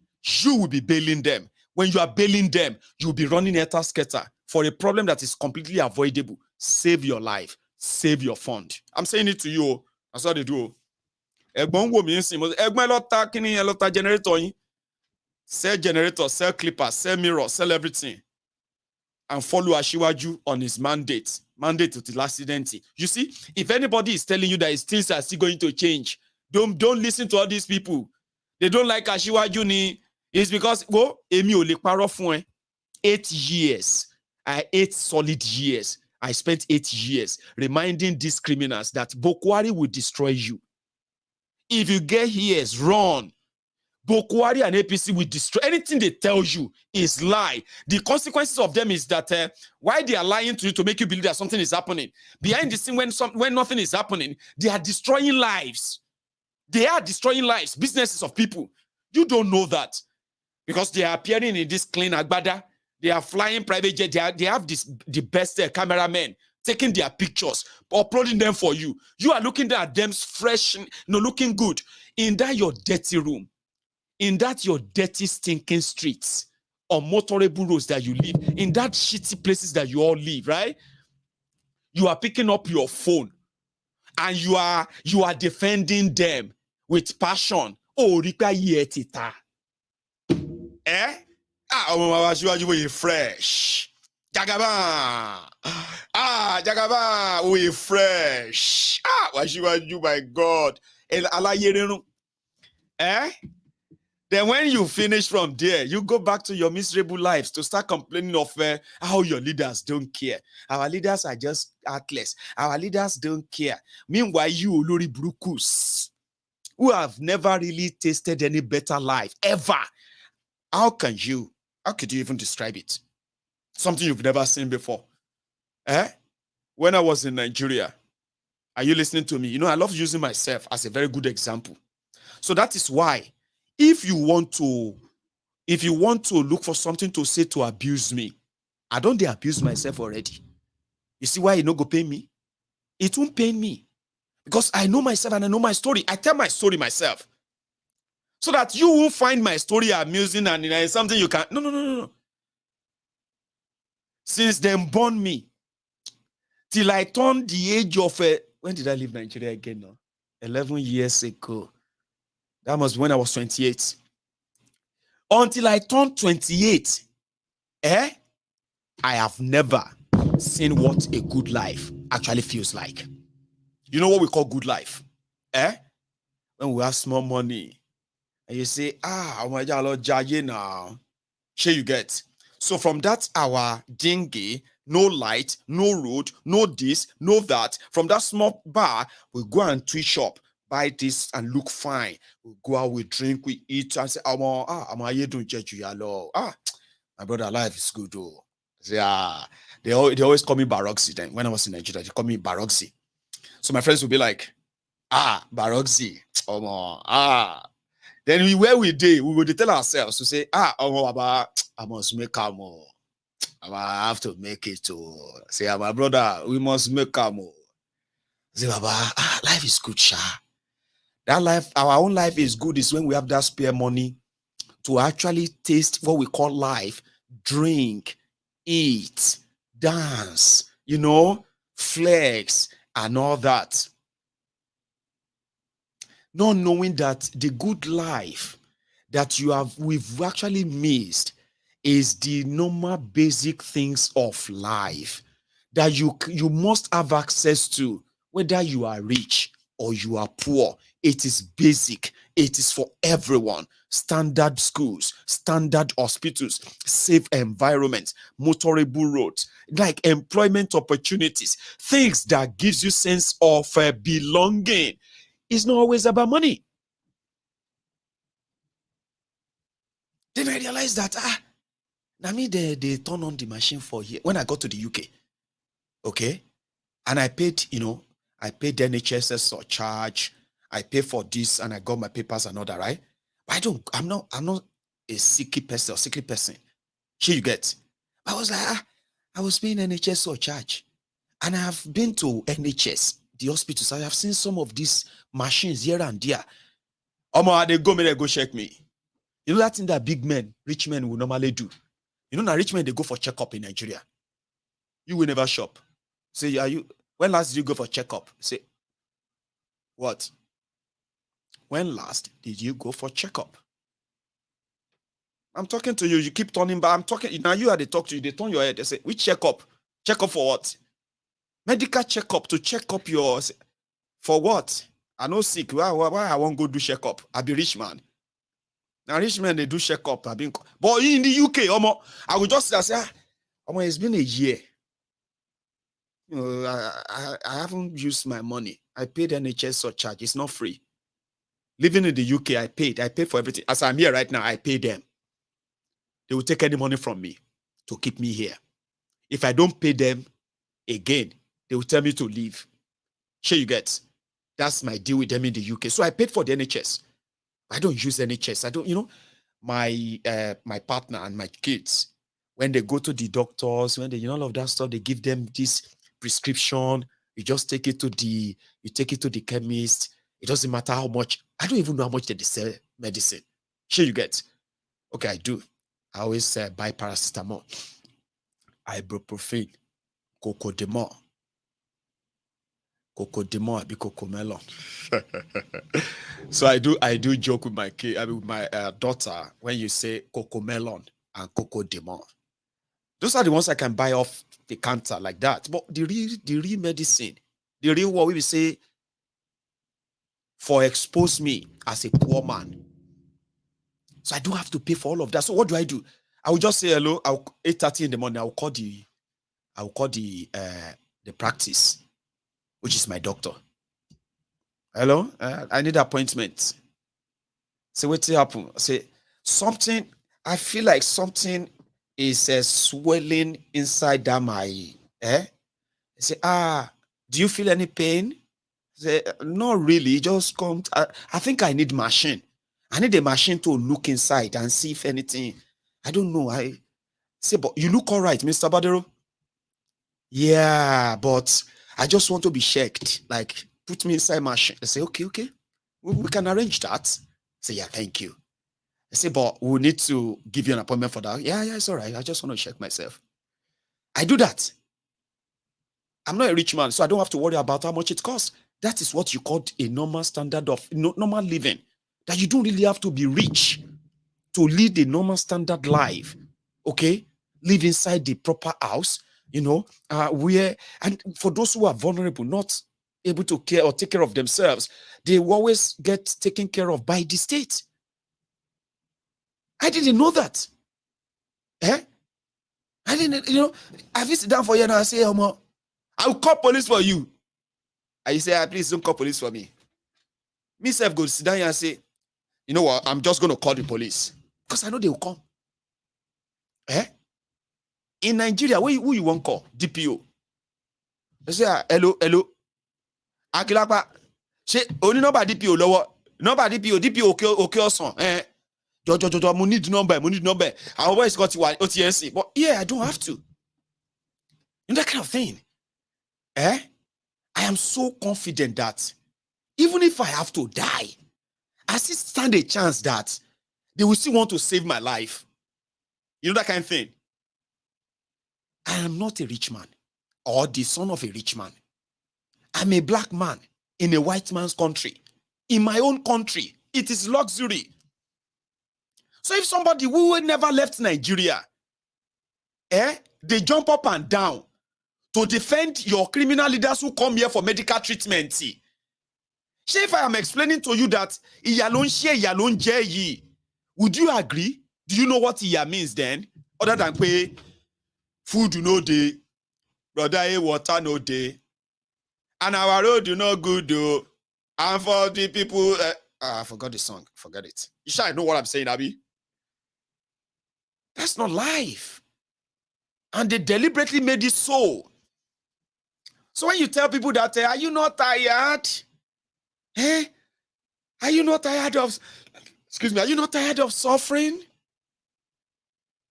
If you want them to show they are tired of suffering, do you have any other alternative that you can say? Don't you know that you can have good life? Do they know what is good life? Do they?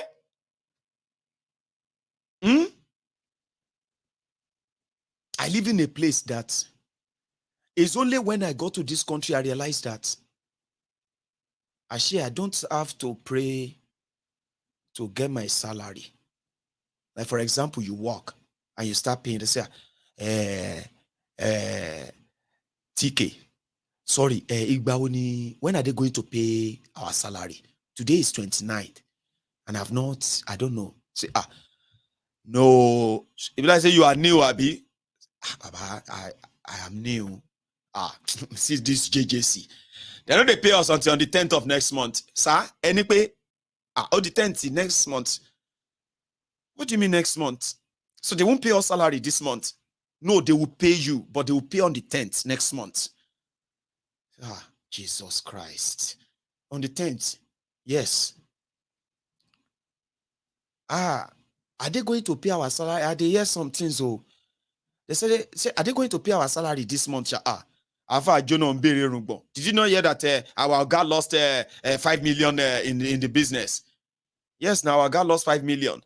You're asking for salary. If you didn't pay our salary for the next 6 months, now God help him.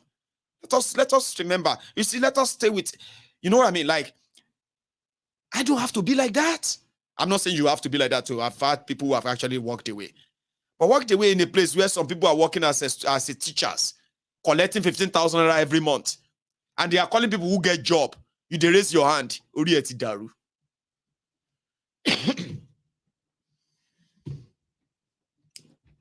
You are in Nigeria doing all the shitty stuff to hang on to survive. You are not even surviving. The criminals who did all of this to you, they are saying, I want to all of you are employed, raise up your hand. You they do teacher, private school teacher, you were graduate, you private school teacher, you got 25,000 naira. Then they ask people where they work to raise up their hand, you raise up your hand. In case if you don't know, I ever know more or more carry you no get job. Ordinary beggar on the streets probably makes more than the 25,000 naira they are paying you. Kilowa lost slay away from. So that's the kind of life they have subjected our people to. So when you look at them and say, can't they fight back? Don't they want good life? Ibolot very. I was there. Good life. Even those who claim to be rich, they are poor. Look around you now. Do you know what they describe as poverty? No electricity, no good roads, no infrastructure, no good medical system, poor health, poor educational system, corruption. These are symptoms of a failed country, poverty. No wonder you see a lot of poor people in Nigeria. According to them, they say 135 million to 140 million Nigerians are living in extreme poverty. Thank God, those are the ones who don't get money. That's why they call them poverty, poor. Your leaders are also poor people who are suffering from the poverty of the mind. They have billions, they have all of this. But look at all of you wallowing and in poverty, in abject of it. They have the money. They don't know how to use that. Not to benefit you, not to benefit the country, not even to benefit themselves. Living in poverty with poverty mind. You know, stop. I just say, fellow Nigerians, this is just the beginning. You better brace up for impact. And if this is your first time of seeing Maiyegun in this kind of endless endless rants, welcome to the party. I did this for 8 years. They mocked me, they called me names. Some of them were waiting for a day they can actually say, thank God we don't see the end of Maiyegun. I am still here. And they say conscience is an open wound. Now only truth fi heal am. Sure you get. So fellow Nigerians, this is just the beginning. It go touch everybody. I'm gonna go make another tea. Then I'll take calls. Tell me, How are you spending your own 8,000 naira in this coming calamity? I didn't make a mind my business. No, I won't mind my business. Go to the way they silu. I will alert Onigombe Oniki Dusubiato Degbo. Onigombe la Kesi. So before ki call to ya may I tell the whole world that a lot of you actually brought this upon yourselves. As for those of you who are standing firm, still saying, may Tribunal save you, may Tribunal save you. Baba, when if Tribunal miss and the court miss, Baba, it is over. I will be back. And we are competing with armed robbers and the bandits to recruit from the youths who are unemployed. 33% unemployed.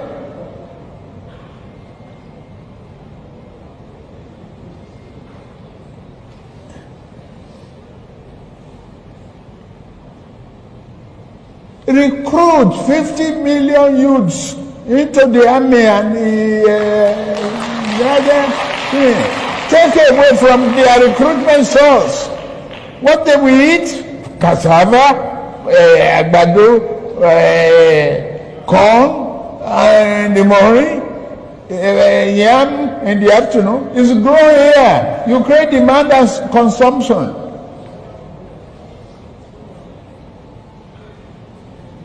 For over 5 million army of boot camps. We create our food. Abi, that's money for the farmers. That's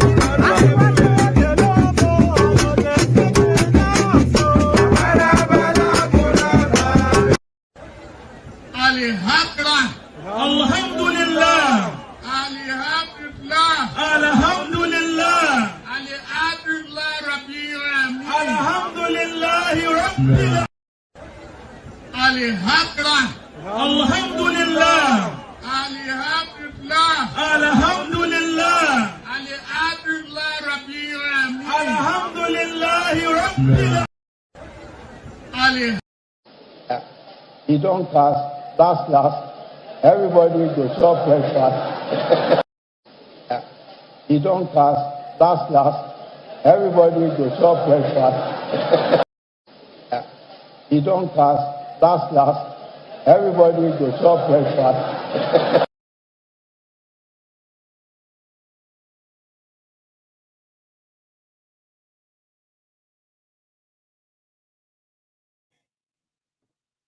Yes, I can hear you, Maiyegun General. Oh, the Prince Jejeman. How are you? Baba, respect. This is Prince Jejeman. Always standing up with IPOB for life. That's right. Baba, I dey hear you. Na feed marshal they call you. Feed marshal, Baba. Well done, well done. Thank you. You know, you are doing a wonderful job, I tell you. Thanks, man. You are saving lives, honestly. You see, when people call and they say that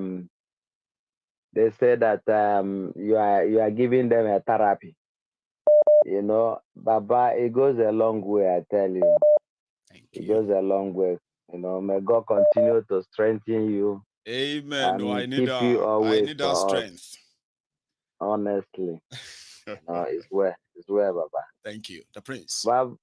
Baba, you see, I just want to add to my voice to the show today.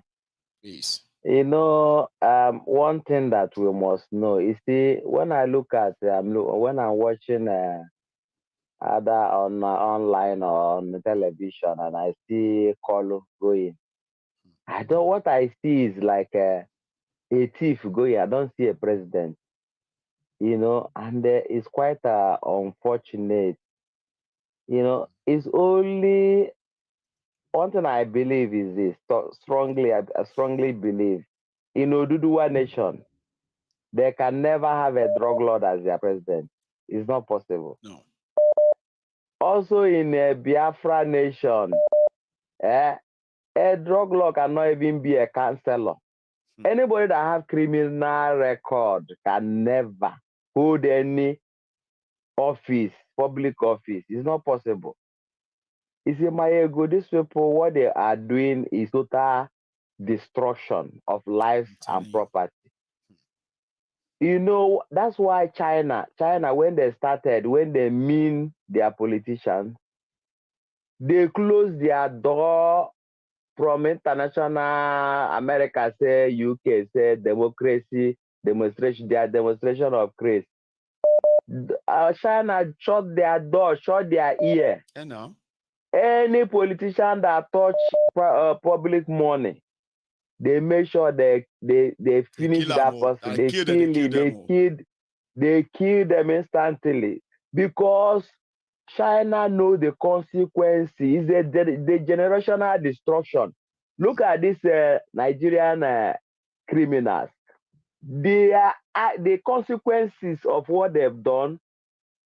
Now our children, 100 years time, our children has not finished paying the debt that they've put the whole country into. But Maiyegun, why are they able to succeed under this? It is because of one Nigeria. You understand me? It's only one Nigeria that gives them this leverage to be enslaving people, to be punishing people. That is the only thing. Once you remove that one Nigeria cover, you see all of them will disappear. I'm telling you. Because Kolu can't go to Yoruba nation and say he wants to become president. He can't. Yorubas rejected him now. See the mess from the place he claimed to have created, or he made everybody in Lagos. He got trounced in Lagos. What other proof would people want? That Yorubas actually don't want to associate with this person. Real Yorubas, who are a majority, do not want him. No. Real Yorubas is only tout, all this tout that he's using to carry out all the atrocities he's doing. That are the people only that are in support of what his movement. Are you getting me? Do you know that before they captured Lagos was when they succeeded in taking away Funshaw Williams? That's right. That was when they captured Lagos completely. Since today, did anybody have an idea of who kills Funshaw Williams? Nobody have the idea. But if it is ordinary, what is it called? If it's ordinary people that carry out that incident, under 24 hours, you see DSS will fish the person out. Are you getting me? Boy, because of his them, everything, they covered it. But Funshaw Williams' death will continue to haunt all of them to their grave. Amen. You know, Maiyegun General, God bless you. Thank you. God bless for you stopping so by much. as usual. So we just do it cha as usual, right? I have another caller here. Hello there. Mr. Maiyegun General. Yes, sir. How are you? I'm doing fine. Today was a very exciting topic. You really gave it to them. I have to, man. I have to. And it's going to come more and more and more like that. You see, most of the time, they always wish that they can even have just one single win, something they can brag about. But I know these guys, they will never give them that because they don't even think like them. So, I mean, I think for 8 years, past 8 years, right? I told her, I said, APC, don't let us pretend. If you're APC person or PDP person, I don't like you. And I know you don't like me too. So don't let us pretend. So we have come to that era that I'll keep reminding them too. We're back. General, why do Nigerians does not see these people that they are wicked, don't care? Give a fucking power. Why the mass support the one? Why the mass be like they don't see the wickedness among these politicians? And they'll tell you, if you tell now, what about anything from your eyes, your face go peel. They'll be denying that Obasanjo is not Yoruba, it's not Yoruba, just to justify Tinubu. What's wrong with us? And Maiyegun, I don't know what to say about Nigerians no more.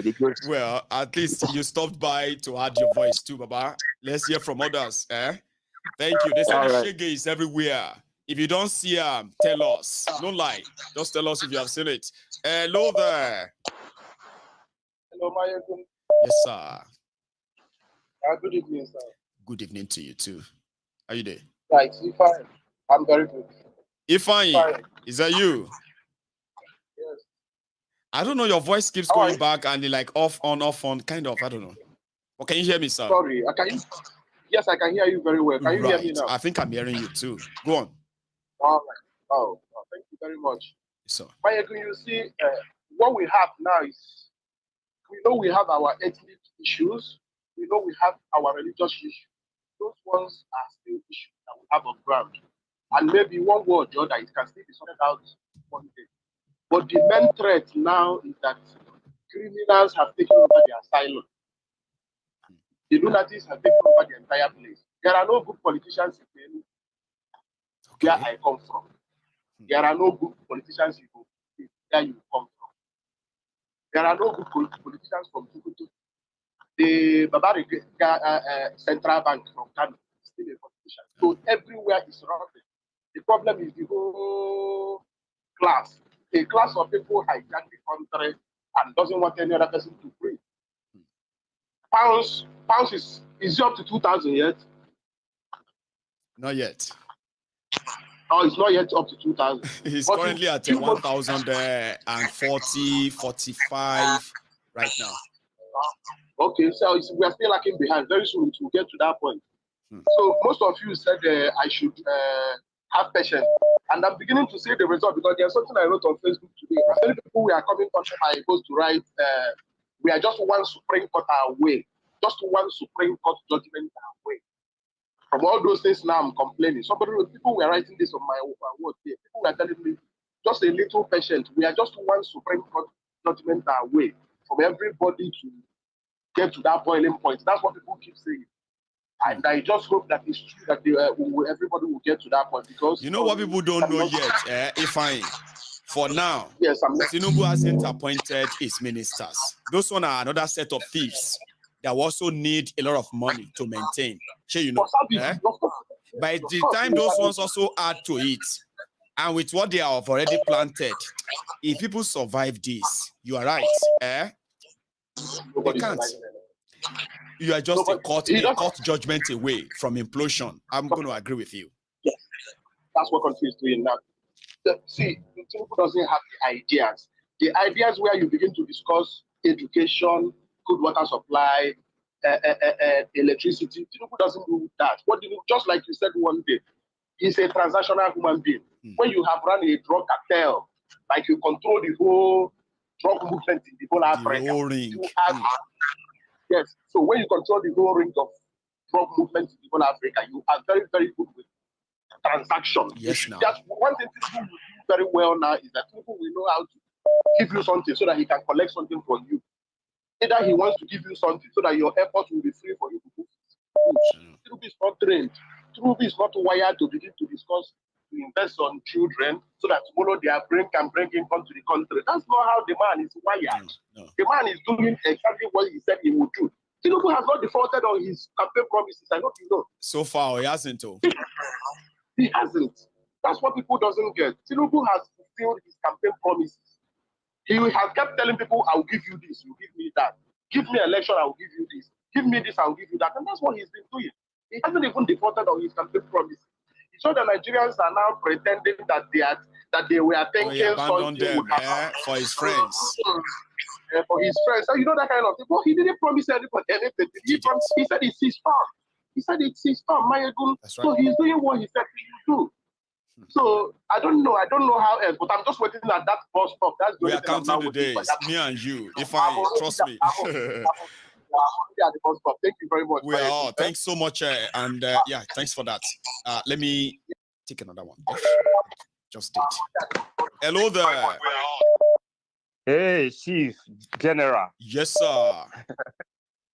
Nice to hear you again. This is Akinola in Houston. You are calling with this one, and you are also calling with the another one. Even when this one has been picked, I could see your other number as well, like popping under as well. How many are you calling using tonight, sir?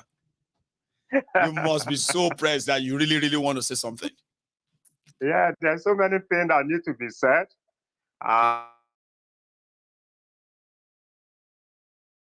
Who try to blame Kolu for what is happening. I've always mentioned to the people that Nigeria does not exist anymore. What people don't understand, if Obi were to be there, nothing is going to be different. That's just the reality. Stop using that's just reality. And what I want to say that is so dishonest. You know why? No, it's not. Maiyegun, I can disagree you with are you. assuming something right here. No. Let me say to you, you have 500,000 in your foreign reserve. Where's the money going to come from? Okay. Where's the money going to come from? The money for what? Obasanjo left about $70 billion. That time we disagree with Jonathan, the way he was spending money like a drunken sailor, reduced this foreign reserve to about 30 billion. And Mr. Bubu, Shea Baba, pick this account, finish all the money, and you only have 500,000.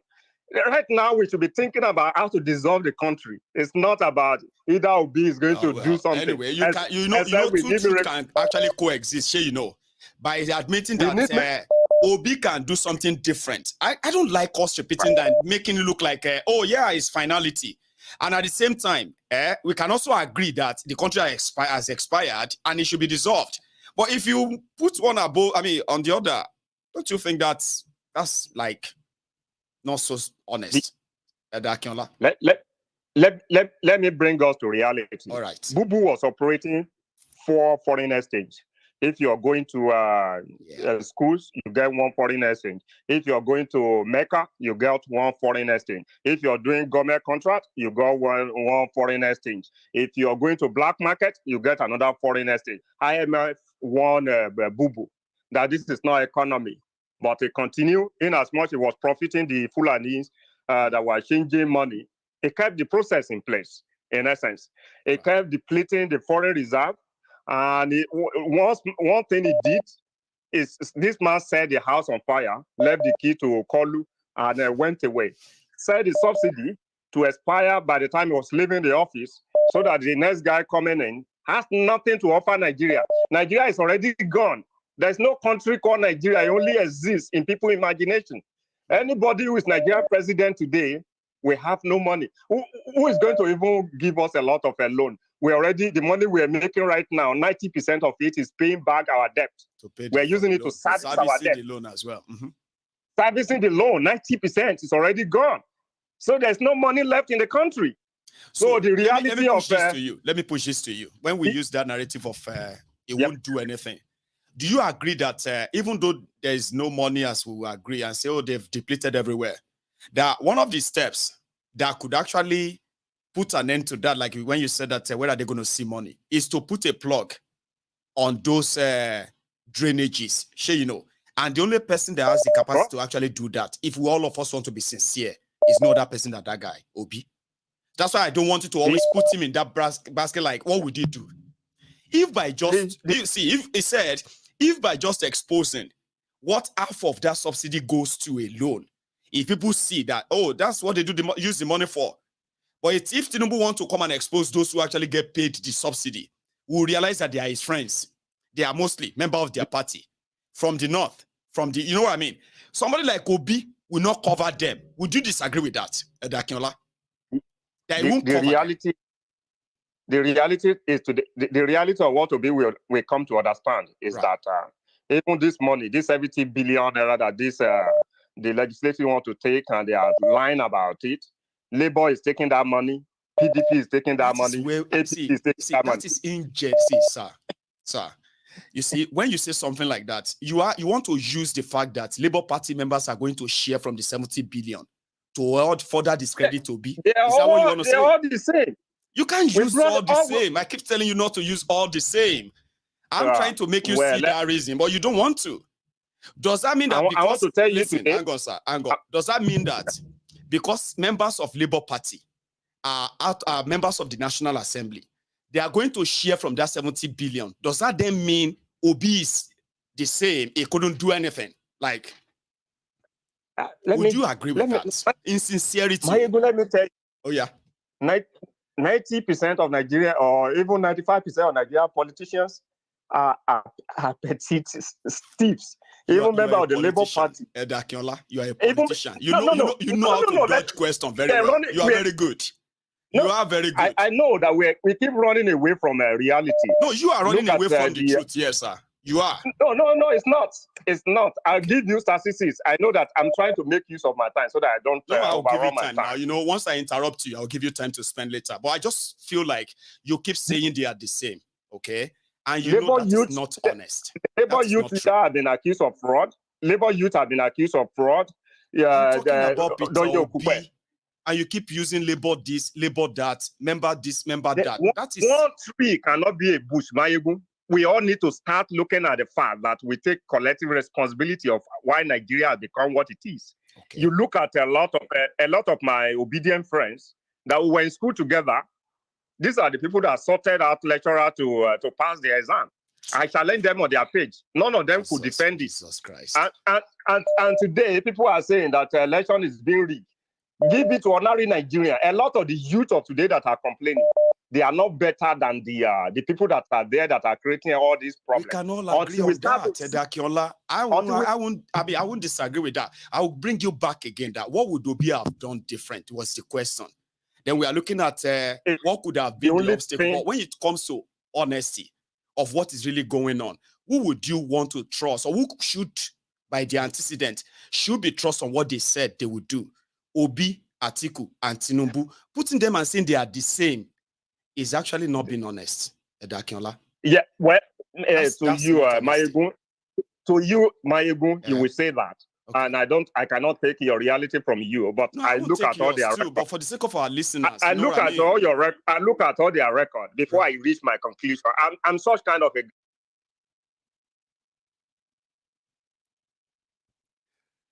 Okay, I think I've actually finally messed it up. The line seems to have hung or dropped.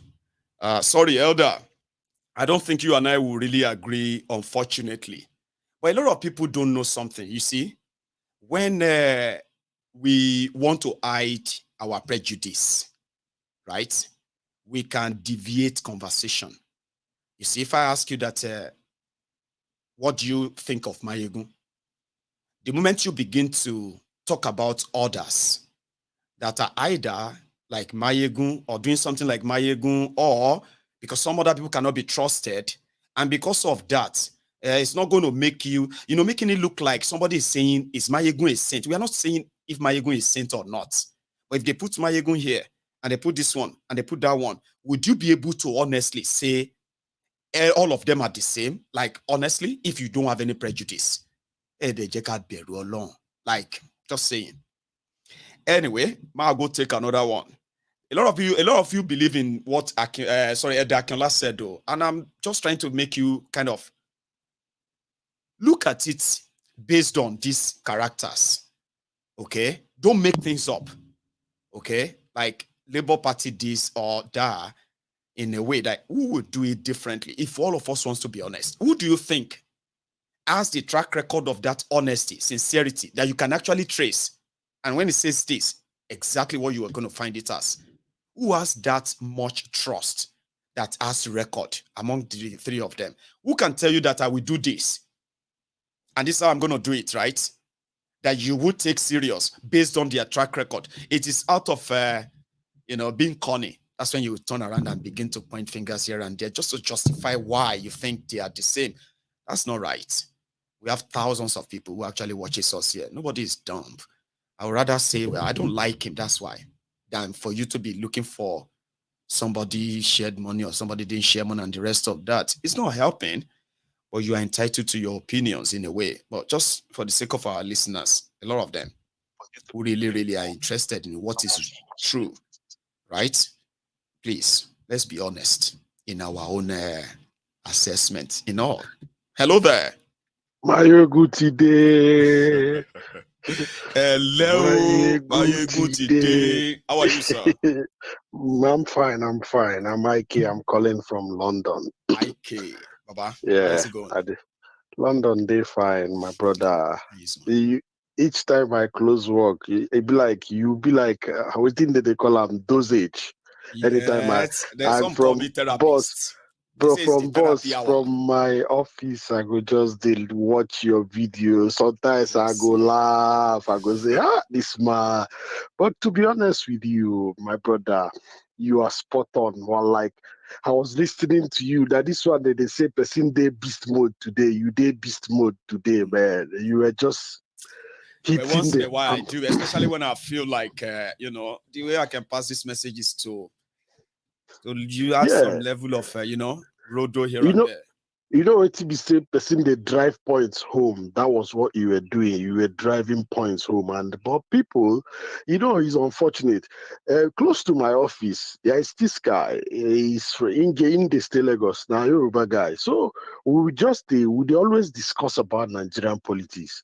Do you know up till today, he still know they believe say things still done the rough for Nigeria. If I ask, I go say, this. I don't want to say, my brother. This evening we were discussing. I told him, say, my brother, you see, if you keep Ojiuzo Okalo, keep Yemi Osibajo, we Igbos go throw Ojiuzo Okalo under the bus, run them down, go and carry Osibajo for head like that. Because we know say something did that one head past this Ojiuzo Okalo head. I was just giving him instances. Say, okay, look at how the Igbos treated Ojiuzo Okalo after he lost the Senate president. Say we most people where you see where they follow P2B no be because of say, oh, you are from this tribe. No, it's because of what he's carrying on his head. What he carry? You come look at Indians. Look at how look at the Asian tiger, how they transform their economy. And when this man is talking, they tell you, say, this is how the Asian tigers convert. He don't tell us story of how Bangladesh within 10 years rise 100 million people from poverty. Within 10 years, because they were investing in education, small and medium. Do you know today, Maiyegun? Let me tell you something will happen. I picked up a Chinese yuan and I went online and I say, how much is a Chinese yuan? 50 Chinese yuan. What to the pound sterling? Do you know, to my surprise, he don't tell why I know Chinese yuan conversion. Chinese yuan, 50 Chinese yuan is about 5 point something pounds. I shout, I say, really? Yuan, the way we say before yuan, now if you carry 1 yuan, if you carry 1 pound, yuan go full everywhere.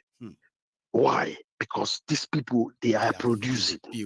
They are producing, and their economy is growing and growing and growing. But we they consume, and yet we know they tell ourselves truth. They borrow money, they share. We know they tell ourselves truth. Yeah, they tell you. Like now, I say 400 people will claim say they save $400 billion for subsidy. They go borrow 500 billion where they go use do bazaar. in the name of say they share for a palliative. Because now they don't save any money anywhere. They clear house as we speak right now. They clear anything. Save fire. You wait now. Me and my friend, another person we want to talk about now, Dele Alakore. I beg. I say Eli Mohammed Delan when you listen to them. Jesus. My friend just the analyzer the other day. We say my friend say wait till the time now the way Dele they take keep straight face. They lie. Can't be serious. Like it's not something in there. And you go no, he go they make them up. You see, you know, all the what do you call all the structure, all of the sense, the exposure, the sagacity, the capacity of Ashiwaju is making all the world leaders to beg, say they won't see. I say, hey, see who? Dele. See who? Man, well, the tribunal so far so good. It has been like, but my brother, like you said, there's something where I don't program my mind. I say anything where I know if it change for life, man, I don't go keep myself for that thing. Exactly, I let it be. So if the tribunal, whatever they want to do, like you always say, whatever they want to do, let them do. But we all know the truth. The world know the truth, and we are just staring at the truth. Well, on that note, my brother, my brother, thank you very much. You don't think why they call you. Say long time. I don't go forget you. I go call. Especially during that Asari time where they talk of that Asari. I say I go call. Make I put mouth for this Asari matter. Asari now. Don't worry. That topic for another day. see when they either declare Asari wanted or arrested. I mean, go break the news for here. Go right hand. We know how this whole thing go. You see that Akpabio, If he lasts 4 years as the Senate president, that is if the court no remove Kolu and Kolu remain. If Akpabio lasts 4 years, Baba, he must get something way stronger. Way because I never study well. Tinubu, you go see film, and everybody go collect. Even shitty man self. Even shitty man self. He go fall out with shitty man. Very soon. Now shitty man if disappear. You know, I don't talk that one before. People said, this shitty man, this scary. I was watching people say all of that. I said, you don't know Tifnumbu. And you will know him. If they discover that he has an ambition, like that of a Pastor Ruga to Buhari, shitty man if he go missing. He don't take the presidential plane crash for Nigeria now. He never take. He don't take, my brother. If he bring another one out soon, I go say, breaking news. So, can you crash in Zaria? Kilo day. I'm not wishing him that, but when with Tifnumbu, ask the family and associate of Funshaw Williams. They will tell you. They will not give you options. I know. 2006. I won't forget. I was in Lagos that day it happened. Then tie in hand like this. I know. For tie a leg for in bed. Stab bam to death. Inside the house. Big man house. Tinumbu and the drug dealers and all the rest of them. Baba, if you no fear, they fear who no fear them. That's why they fear the obedience. They don't fear anybody, unfortunately. Pablo Escobar. My brother, Israel. Okay, thank you so much. I'll take another one, yeah? Nothing do you. Cheers, Baba. So here we are. That's just some fun word. Say, are they fear who no fear you? Obedience say they know they fear Kolu. When I get mind, you know they fear Kolu. You don't know Kolu. Cold-hearted, stone cold killer. Kolu. Are they fear you way no fear Kolu? Trust me. I think I have another caller here. Did I? Hello there. Hello. Hello, sir. How are you? I'm good. This is Daniel calling from Gloucester, South England. Brilliant. Did you say Daniel? Yeah, calling from Gloucester, South England. Not in South NS in England. Baba, how are you doing tonight? Southwest. I'm good. Yeah. Well, my brother, you don't see the situation of Nigeria. How the Bastille and the Jagabanis, how would they feel them? Hello? I did with you. Just a follow. Okay, they said the Messiah. I don't know what is the Messiah they way to. The problem of I think one of the problem of Nigeria is that these politicians they understand the psychology of the poor masses. When they come, they go throw tribalism into the system. Tell you say one person to say this one are no man's land, this one are no man's land. Then the poor people we're supposed to get common goal to achieve a better society. They'll constantly they fight each other. Then they'll come find their way in. Now, Kolu they borrow 500 billion they share for a man. It's so problem. They share $10 to them, 8,000. You know what somebody did? You see, Nigerians crazy, Baba. Somebody said that if you put the 8,000 naira Tinubu's money and you put it beside the new per liter of fuel, 620 naira or 617 naira, you can't divide them. You see that 8,000 naira, now only 13 liters of petrol go buy you. 13 liters. I did tell you. So, now, that money won't cook. When I said that to my friend said, but that won't go on generator now. I said, they will come on generator, can't open their mouth for where? For wind. Baba, you know, say Buhari talk one word before he come out. He say, you people will miss me. He said, you guys will miss me. We didn't miss him. Nigeria, they miss him. But it's with me, as I see the way Buhari do, they handle the Nigeria, they go. They handle and they struggle. They don't get idea what they go do. Either they blame this one, they blame this one. Now I gather myself from Alaba now wrong. Now wrong, entire can hide. See, I know go become another victim of Buhari. So you ran.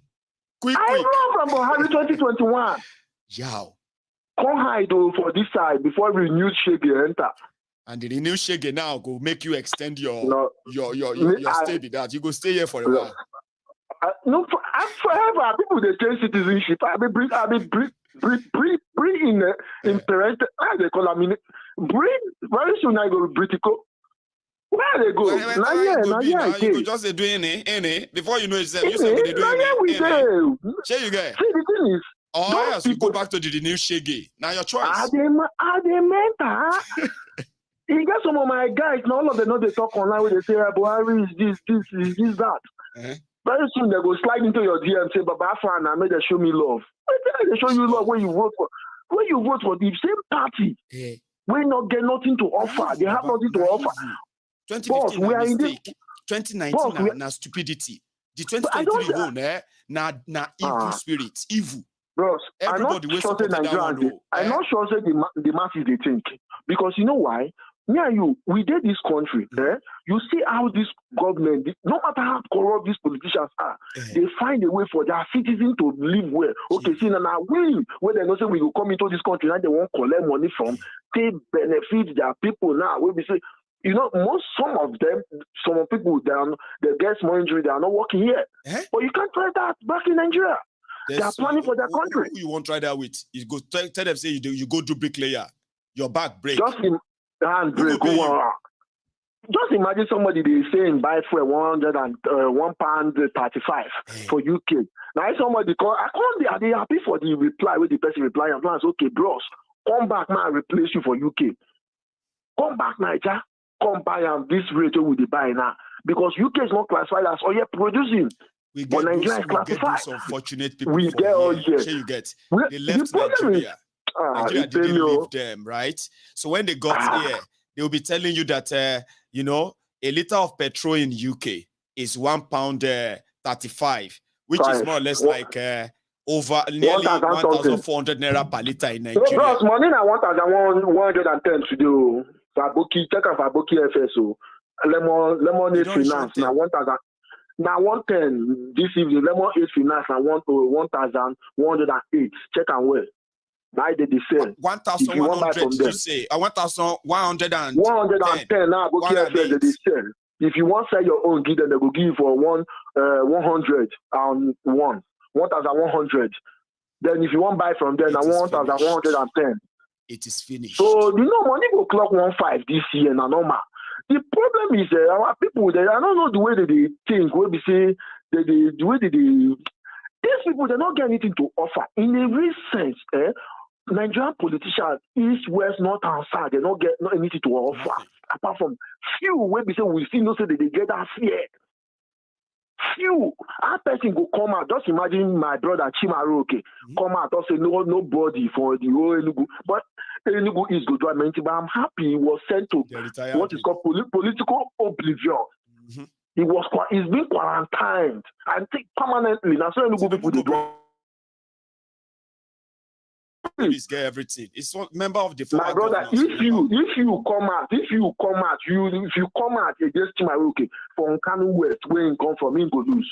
Chimaroke lost his own community, his own polling unit close to his house. Because they rig another local government, they upload them from Kano West resort for us. They want to take and boost them to save him. They can't they cry. Say they rig him out. Chimaroke he said the rig where they say bring governor. The rigging when they say bring governor, why they not use the same rigging to bring him? They cry, they do Twitter stuff that time, right? In the Twitter, they complain say if people betrayed him, they betrayed him. Nobody betrayed him. Nobody. We don't want him. This one, the family they beg. Okay, man, you know the funny thing, his grandmother is from my family. Wow. They do family, they beg, say, may they forgive us, say they beat people. We say, no, we don't need them. We don't need them, not again. There's nothing you have to offer. Now they will just go there, we are about that. Where did they buy 70 billion? Look at Singapore. Is this how Singapore how they stand? See Pakistan today, see Indians, see Malaysia. These people now, the exporters of, most of our palm oil, where we use all this Europe, comes from there. Our people, they rush, go there. See, we don't have good hospitals. Nothing. I know. Thank you so much. Go take another one or two before we call it tonight. No, Baba. Thanks a lot. Nice one. You see, people go know the truth. The truth will set everyone of us for free. No, we renew Shege. We enjoy them. We love Tinubu. They will enjoy the renew Shege. Let me tell them. So thank you so much, Baba. You called in directly, so that makes it kind of difficult to get to. So you need to help me end the call, please. That's right. Okay. So we can let those on WhatsApp to be able to call in. You know, when you call directly, right? You have this upper hand. You can kick out the WhatsApp person. Let me end it. Mark, call the call now. Thank you. So hang on. Okay, I think the line is clear for the WhatsAppers now. Let's go back to WhatsApp. Meanwhile, I saw us. Sorry, my caller. I saw us at nearly 4,000 earlier. Back then. Now we have over 1,000 of us who have actually dropped their offerings on YouTube. So if you are still here on YouTube, you can help me like that video. I mean, come on. It's the offering. Hello there. Hello, Maiyegun. How are you? I am fine. Very well. Thank you. How are you? I'm okay. I'm all right. Brilliant. Although, to be honest with you, Nigeria is giving me a headache. You know, this country is giving me a serious headache. Because the reason it's giving me a headache is I just look at the whole situation now. Everybody's waiting for the judiciary, saying that they just want to see what the judiciary will do, what the judiciary will do. What if the judiciary doesn't do anything? So what's going to happen? Who are the other candidates that can become president? No, Ejona. Is that Atiku or Peter Obi? Are we? Country I don't know. Me, trust Peter Obi. I don't trust Peter Obi because he was part of he was the PDP member. Okay. He was part of the whole establishment. That's just the reason why I have you doubts. Don't trust him. I mean, yours is clearer. It's different from saying that trying to put things up and things that are not actually there. The fact that I prefer people say the fact that he was VP for this reason, and it is your right. Go on, Baba. Sorry. Yes. Go on. The fact that he was Atiku's VP is the reason that I don't trust him. Right. Vice presidential candidate. Sorry. Do you understand? So, and then the way I look at the whole situation, Nigerians, if anybody that wants to start a revolution, anybody that wants to do anything, should start now. There's no need to be waiting for the judiciary because judiciary themselves, they don't want anybody to come and start blaming them that it was after their judgment, or it was, they'll just do what is going to save them. Whatever is going to happen now should just happen. Yes. Well, you're quite right there, but I wish that's how it works. You know, it has to be spontaneous, or else anybody that calls for protest or revolution right now, you know the drill now. That person will become their next target. And they will say they want to burn down Nigeria. Well, is this not the anarchy already? But people are hungry. But is it not the same situation now when if the judiciary does not get disqualified to go? Everybody that's why I say now. If judiciary doesn't do anything, everybody just go get ready and let me know my last in here. Here you get. Let me know my last. When they have another chance, if they have another chance again. So, anyways, Baba, thank you. Okay, see, I am worried of taking the course of people who call in directly because I find it difficult to get them off when they are done and then take another call. So I'm sorry if you are calling directly and I didn't. Okay, hello there. Hello, Mr. Maiyegun. Good evening. Sir. How are you? I'm very well. You still find it difficult to recognize me each time I call. This is Dongada on the line. No, Dongada. Yours is, like I said, you always change your tone. But until when we get into the conversation, then you begin to speak normally. I'll say, this is Dongada then. But anyway, it's good to have you back. Baba? Yeah. How you doing? I did fine. How is the family? Oh, we did. Yeah, we thank God. Though. Thanks for asking. Yeah, I want to throw some light in today's conversation. First of all, I want to address Mr. Akiniola. Mr. Akiniola. Is it yes. Akiniola? Yeah, Mario. You say Aki in short. Okay. So, when he come here to say some things, he should know that he's also gaslighting us, insinuating that someone he has never met, someone that has never governed his state, someone that has been investigated in several occasions by different forces in Nigeria, including this DSS, and was found nothing against him. And he will come online every time to say Pito be this, Pito be that. I just want to let him know that he's also gaslighting us, and it will lead in people calling him names and all that online. I have never called anyone name here, but I called purposely today because of him, because I'm so upset with the way and the things he's saying, that Pito and this and that, even though they are the same criminal. You ask him a very simple question, which he refuses to answer. He's addressing Obidient, that Obidient are going to share from the 70 billion. Is Pito going to share from the 70 billion? Or is those in the under the Labour Party as senators and House of Rep, are they representing Pito? Are they not different human beings? We are talking about the issue at hand. Using what they are doing to actually judge him. When I actually want people to say what he has done wrong, you know what I mean? Like, what if we put all of them side by side? Okay, so what did he do wrong that we can actually hold him for? Not what other people would do or they are doing, or what you think is probably doing. You understand that?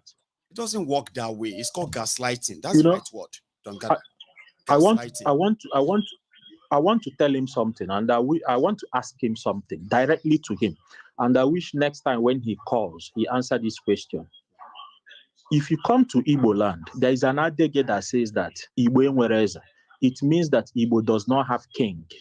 In right senses, it doesn't mean that Igbos does not have king. But there is also an adage that says that when the king fails to do the right thing, you wear a basket and cover your face and tell him the truth, if you cannot face him directly and to tell him the truth. In Igbo, it says that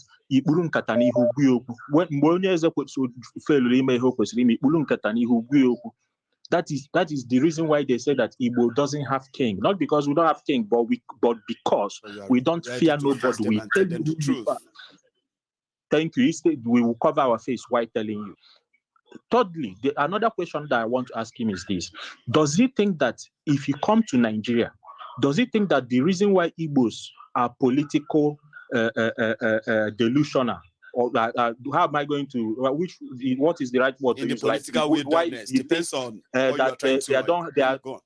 That federal, that because that Igbos in federal, they are not relevant in politics. No, it is not because we can be relevant if we want to be. Let me tell him the reason why we can be relevant.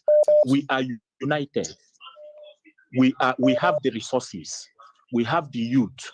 We are everywhere in Nigeria that if it is vote, we can cast our vote. If it is to fix anybody with money, with whichever amount the Tinubu think he has that he can pay, we can pay it. We have the resources. But the reason why we are not relevant in federal politics is because we don't support criminals in our land. No matter the angle, which way they see it, they try to say that Igbo support their criminals, this, that. We don't support criminals in our land. That is why we don't have anybody, any ex-politician in Igbo land that is relevant today. Use case of Ekweremade. You understand? Use case of Ekweremade as an example. If it were to be, okay, Abakaira, the two cases happened at the same time, Abakaira and Ekweremade. Abakaira was found with drugs and every other evidence to jail him. Hausa people was protecting him. Ekweremade was trying to save life. But because of what he has, the pains he has caused us, all of us went against him. You understand me? So it's not that we don't have the resources or we don't have the human resource or wealth resource to fix or push anybody that we want there. We just want our own nation. When we have our own nation, they will know if we support criminals, if we want the criminals to lead us in our nation. That is when they will know if Igbos will support their own criminals. Lastly, I want to say this to the Igbos all over Nigeria. Any of them that is watching, they should be careful. Say it in Igbo, then you say it in English. I want it to come from the heart. Okay. It's like a message you wanted to pass. Say it that's a very nice option. If we protest anwa, ọkụ anachiwu na Nigeria, ọ ga-eme very soon. And the malamalụ na unu ga-abụ target. A ga-elutu shop unu, businesses unu, mekwa unu the victim. So achọrọ m ka unu dị very careful. Ebe ọ bụla unu kwado, dowe ihe unu ready. Because from now till October, Omangafe. Let me say it in English, Maiyegun. Every Igbo man in Nigeria, in every angle, every crew and cranny, should get ready, save their businesses, because this protest that is going to happen in Nigeria, it will happen from now till October. It won't take no long time, and they will be the victim. They will be the one to be blamed for it. To be blamed for it, and their goods will be the one to be looted. They will loot their businesses. They will kill them. They will attack them in every slightest mistake and all that. Look at, there's something I told you here earlier this year. I told you that those people from the north are not going to take the same shit they took from Buhari from us. You saw the post of that Saki, that guy that was a Buhari hardcore supporter in Twitter. You saw the post, he shared it today. He said he wished that Buhari would leave Buhari back. That they kidnapped his brother and people donated money for him, obedient and the rest, only to come back around and then call their bullshit. I remember. Thank you. Now, he posted something today and he said, bring back this man. Is that the one you are referring to? This man, yes. He said exactly. That they should bring back Buhari.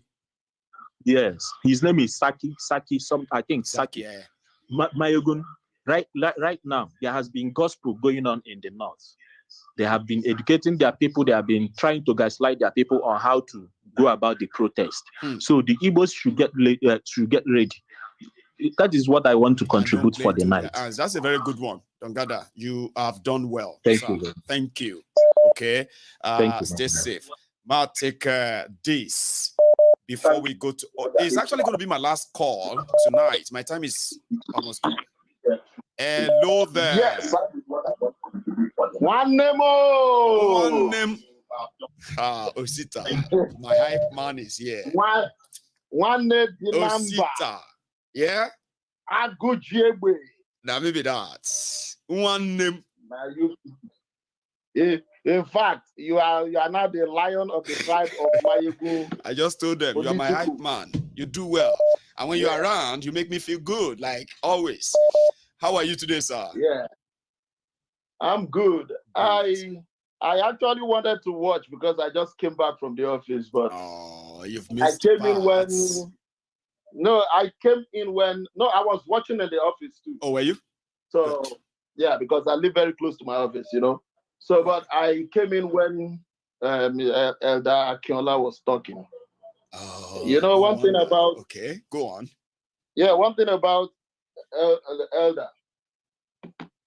I call him Elder because I want him to understand that with the age that he has seen a lot of things. Yes. And when you've seen a lot of things, you should be able to make good judgment about fellow human being like you. You know, each time he calls, if you watch very well, I will try to call by all means.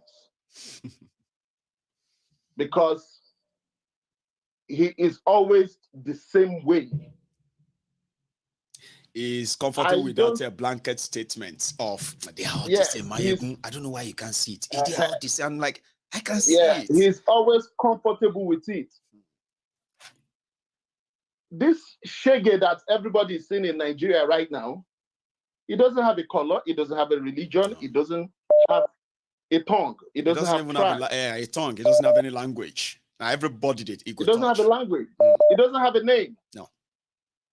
Everybody is facing the same thing, including all of us, and that too. Nobody is spared. Yeah. In case people don't know. Yes, I have a car lot in Nigeria, but I cannot send cars anymore because nobody is buying. The ones I have, nobody has been able to buy. So when you come up here, whenever he comes up here, he's always Peter be this, Peter be that, obedient this, obedient that. You cannot continue to live in pretense. If I don't like somebody, I'll tell you I don't like the person. I don't like him. I don't trust him. I won't have to ask you that. You must explain. You don't even have to. Just say, I just don't like them. But when you rub them with when you brush them with the same brush, right before our eyes, you go when you keep acting, when you keep talking, the more you talk, people will now start asking you questions. Give us a point why you said this. Let me tell you the reason why when Peter B left Anambra, he wrote a memo, which was part of the memo he is using. He never thought he will ever want to become president or vice president. No. He wrote that memo. And that memo was one thing that opened the eyes of people to know that, oh, this governance is becoming extraordinary expensive. Me that I'm talking to you. Sometimes, do you know why I love the military government? I don't love it that they should continue.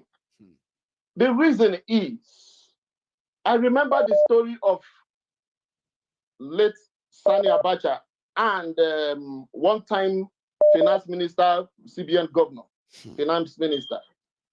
The man, I think is Kalu. His name is Kalu, Idika Kalu or some other nation. The man said, when they called him in the morning and told him that, oh, the CNC wanted to see you, he said this thing in Oputa panel, the 30 million Dutch mark, if you remember. He said, when they told him that they want to see him, he said he told his wife in the morning when he was leaving that, my dear wife, bye-bye, in case I don't come back. Try to take care of the children. He left. He was afraid. When he got into that place, he met the protocols before he went into the office of the president. And in that place, they gave him that money. And they said, Abacha said, Nyamri, happy birthday. He himself, he forgot that that day was his birthday. The reason I am saying this thing in military, it is only when the person that is the C&C gives you the right, the audacity to siphon money. That is when you siphon money. If they don't give you that, but in the case of our own democracy, everybody is looting. Left, Everybody right, and is all center. about looting. From right to center, from the east to the west, north and south, everybody is busy looting. The reason they are looting is because of the character that the head portrays. If the head portrays that is all about looting, every other person will take it that, oh, let us loot. Yeah. So when you come out here most of the time and say, oh, P2B, like the way he used to say, oh, this thing. Believe me, you are making yourself more irrelevant. Even now, if people that are here disagrees with you that much, even if you don't take time, your own child at home might disagree with you. And that is when you start having problem in your homes, when your children start seeing that you are not becoming responsible with facts. This is politics. We here, we are not even speaking facts anymore. We are trying to speak the truth to power. Because sometimes facts are not true. The fact there is that he was one time vice presidential candidate to Atiku Abubakar. But the truth to the matter is that when you look at his character, you will find out that he's different from these other people. I don't like talking about him because he's an Igbo candidate. I mean, I think we should be talking about him because what happened is this, right?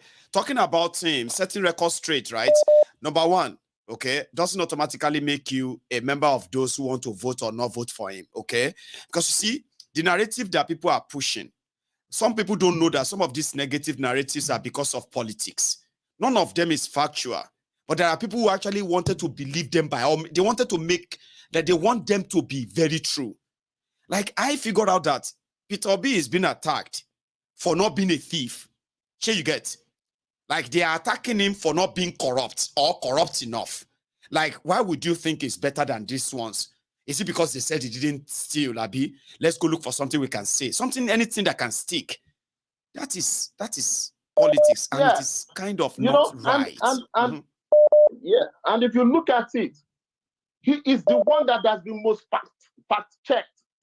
Most fact-checked person. In fact, on him was when they started doing fact-check in their campaign. Nobody fact-checked Kolu when you can't even quote him. When he's talking nonsense. When he's talking nonsense. So this is the reason people don't understand that we are all involved in this thing.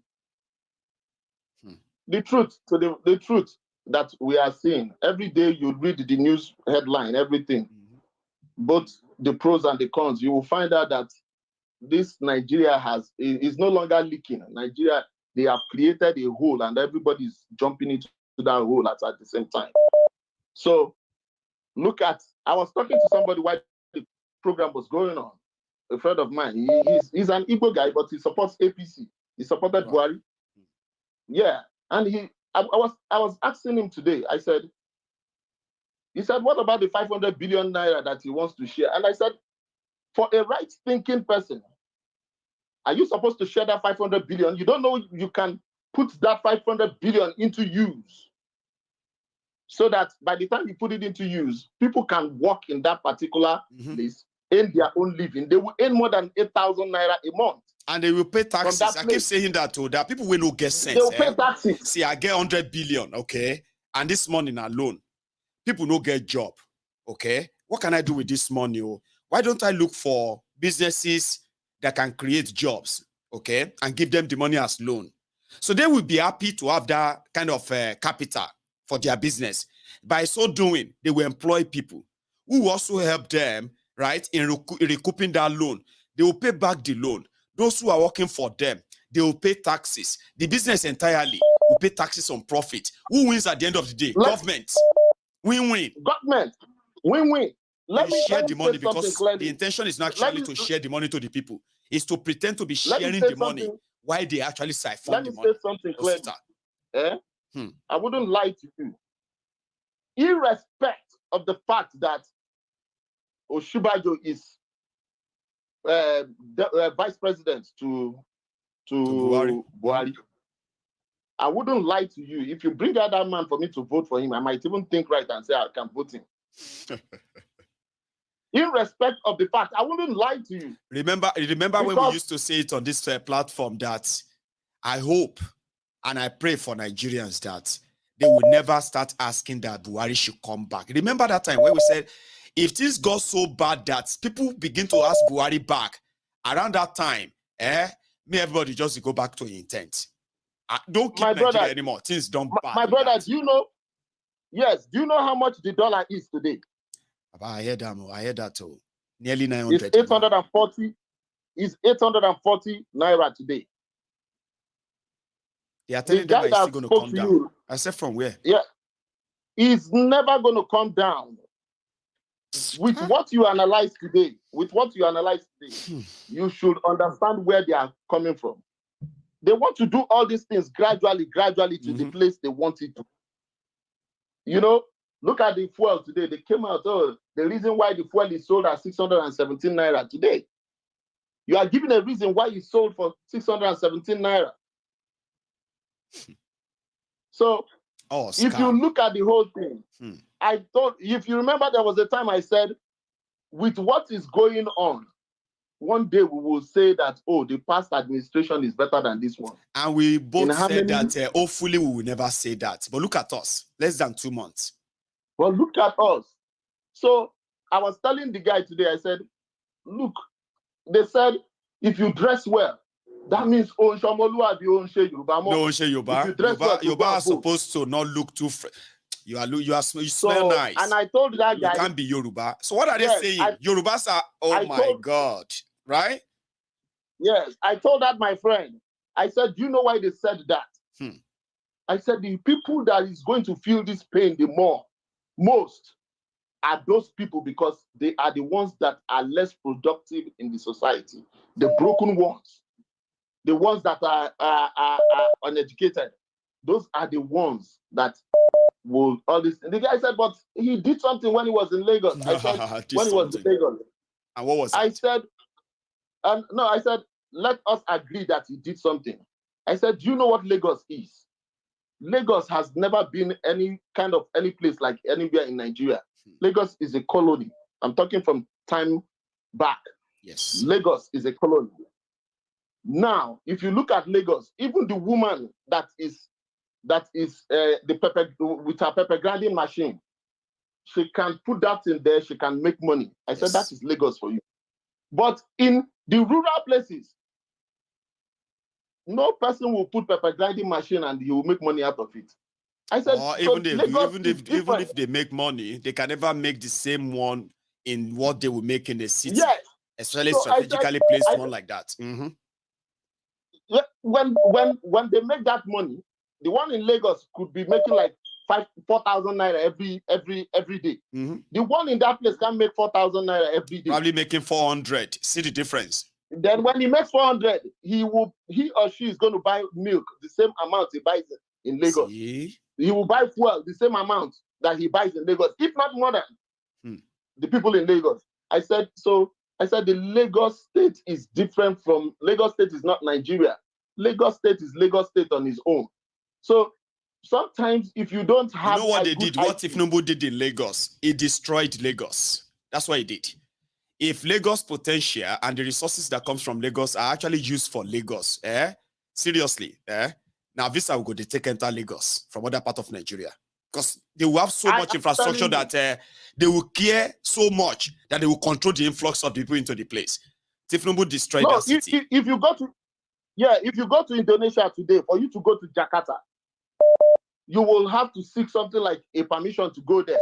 And if you're going to spend 2 days, you are going to spend 2 days and leave Jakarta. You get, because when you see your resources and you realize that all your infrastructures and all of them, they are just too good that you cannot overstretch them without having to ruin them. Overstretch them. They didn't invest anything in Lagos. They ruined Lagos, but people will know later when they are no longer in control of that place, because they will lose that place. They will lose Lagos.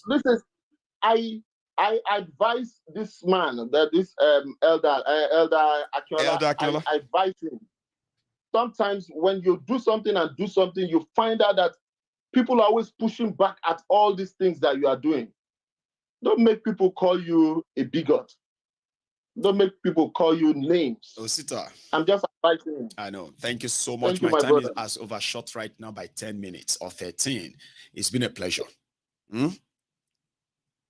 Thanks a lot. So this is where we're going to draw the curtains. And when we overshoot this much, all I do is just say good night and say thank you to every one of you who has been part of this tonight.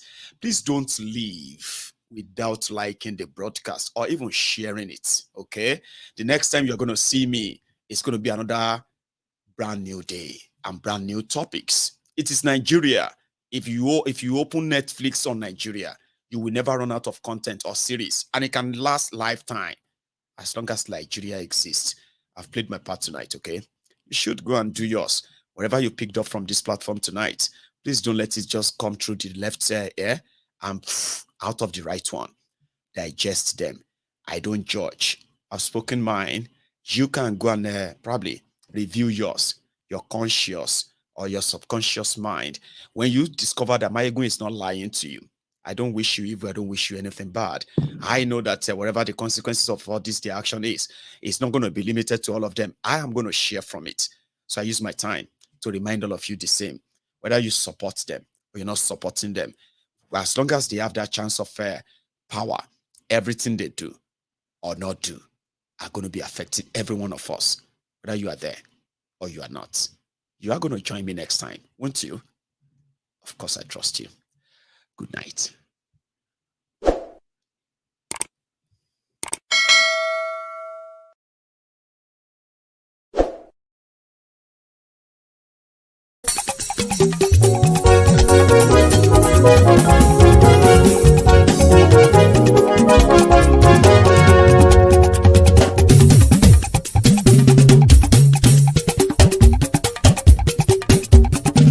Maiyegun làwa mọ̀ làmọ̀ tó dòdòdò. Maiyegun Diary, Maiyegun #1. Maiyegun làwa mọ̀ làmọ̀ tó dòdòdò. Maiyegun Diary, Maiyegun #1. Maiyegun ti dé o, ọ̀rẹ́ ará ìlú. Maiyegun Diary, Maiyegun #1. Lórí Facebook, lórí YouTube. Maiyegun Diary, Maiyegun #1. Gbogbo bó ṣe ń lọ ni Maiyegun já wa sí. Maiyegun Diary, Maiyegun #1. Àṣírí ọ̀jẹ̀lú kì í bò níbẹ̀ o. Maiyegun Diary, Maiyegun #1. Bó bá ṣe eré, àní Maiyegun máa wí. Maiyegun Diary, Maiyegun #1. Ó sì tún ṣe eré, wàá gbọ́ níbẹ̀ o. Maiyegun Diary, Maiyegun #1. Maiyegun Diary, Diary Politico. Maiyegun Diary, Maiyegun #1. Godfatherism kò sí lọ́rọ̀ Maiyegun. Maiyegun Diary, Maiyegun #1. Ẹ farabalẹ̀ sẹ́ o, kẹgọ́rọ̀ lẹ́nu o.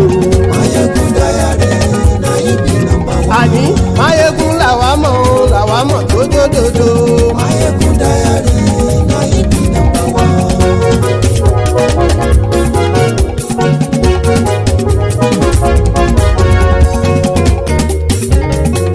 Àní ẹ̀sùn ràkì. Maiyegun ti dé. Maiyegun ti dé. Ọ̀jẹ̀lú ẹ̀sùn ràkì. Maiyegun ti dé. Àní ẹ̀sùn ràkì.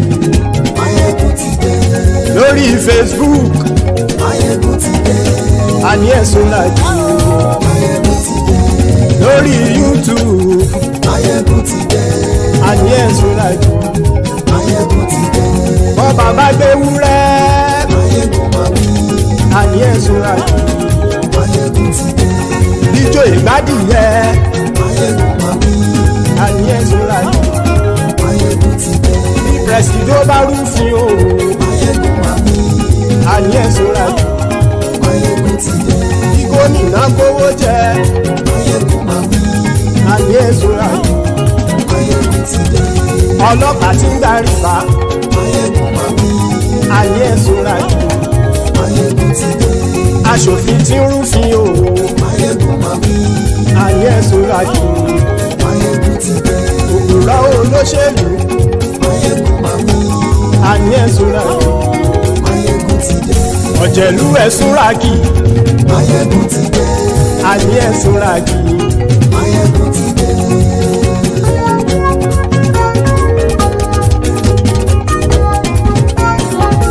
Maiyegun ti dé. Gbogbo ọ̀jẹ̀lú ẹ̀sùn ràjì. Maiyegun ti dé.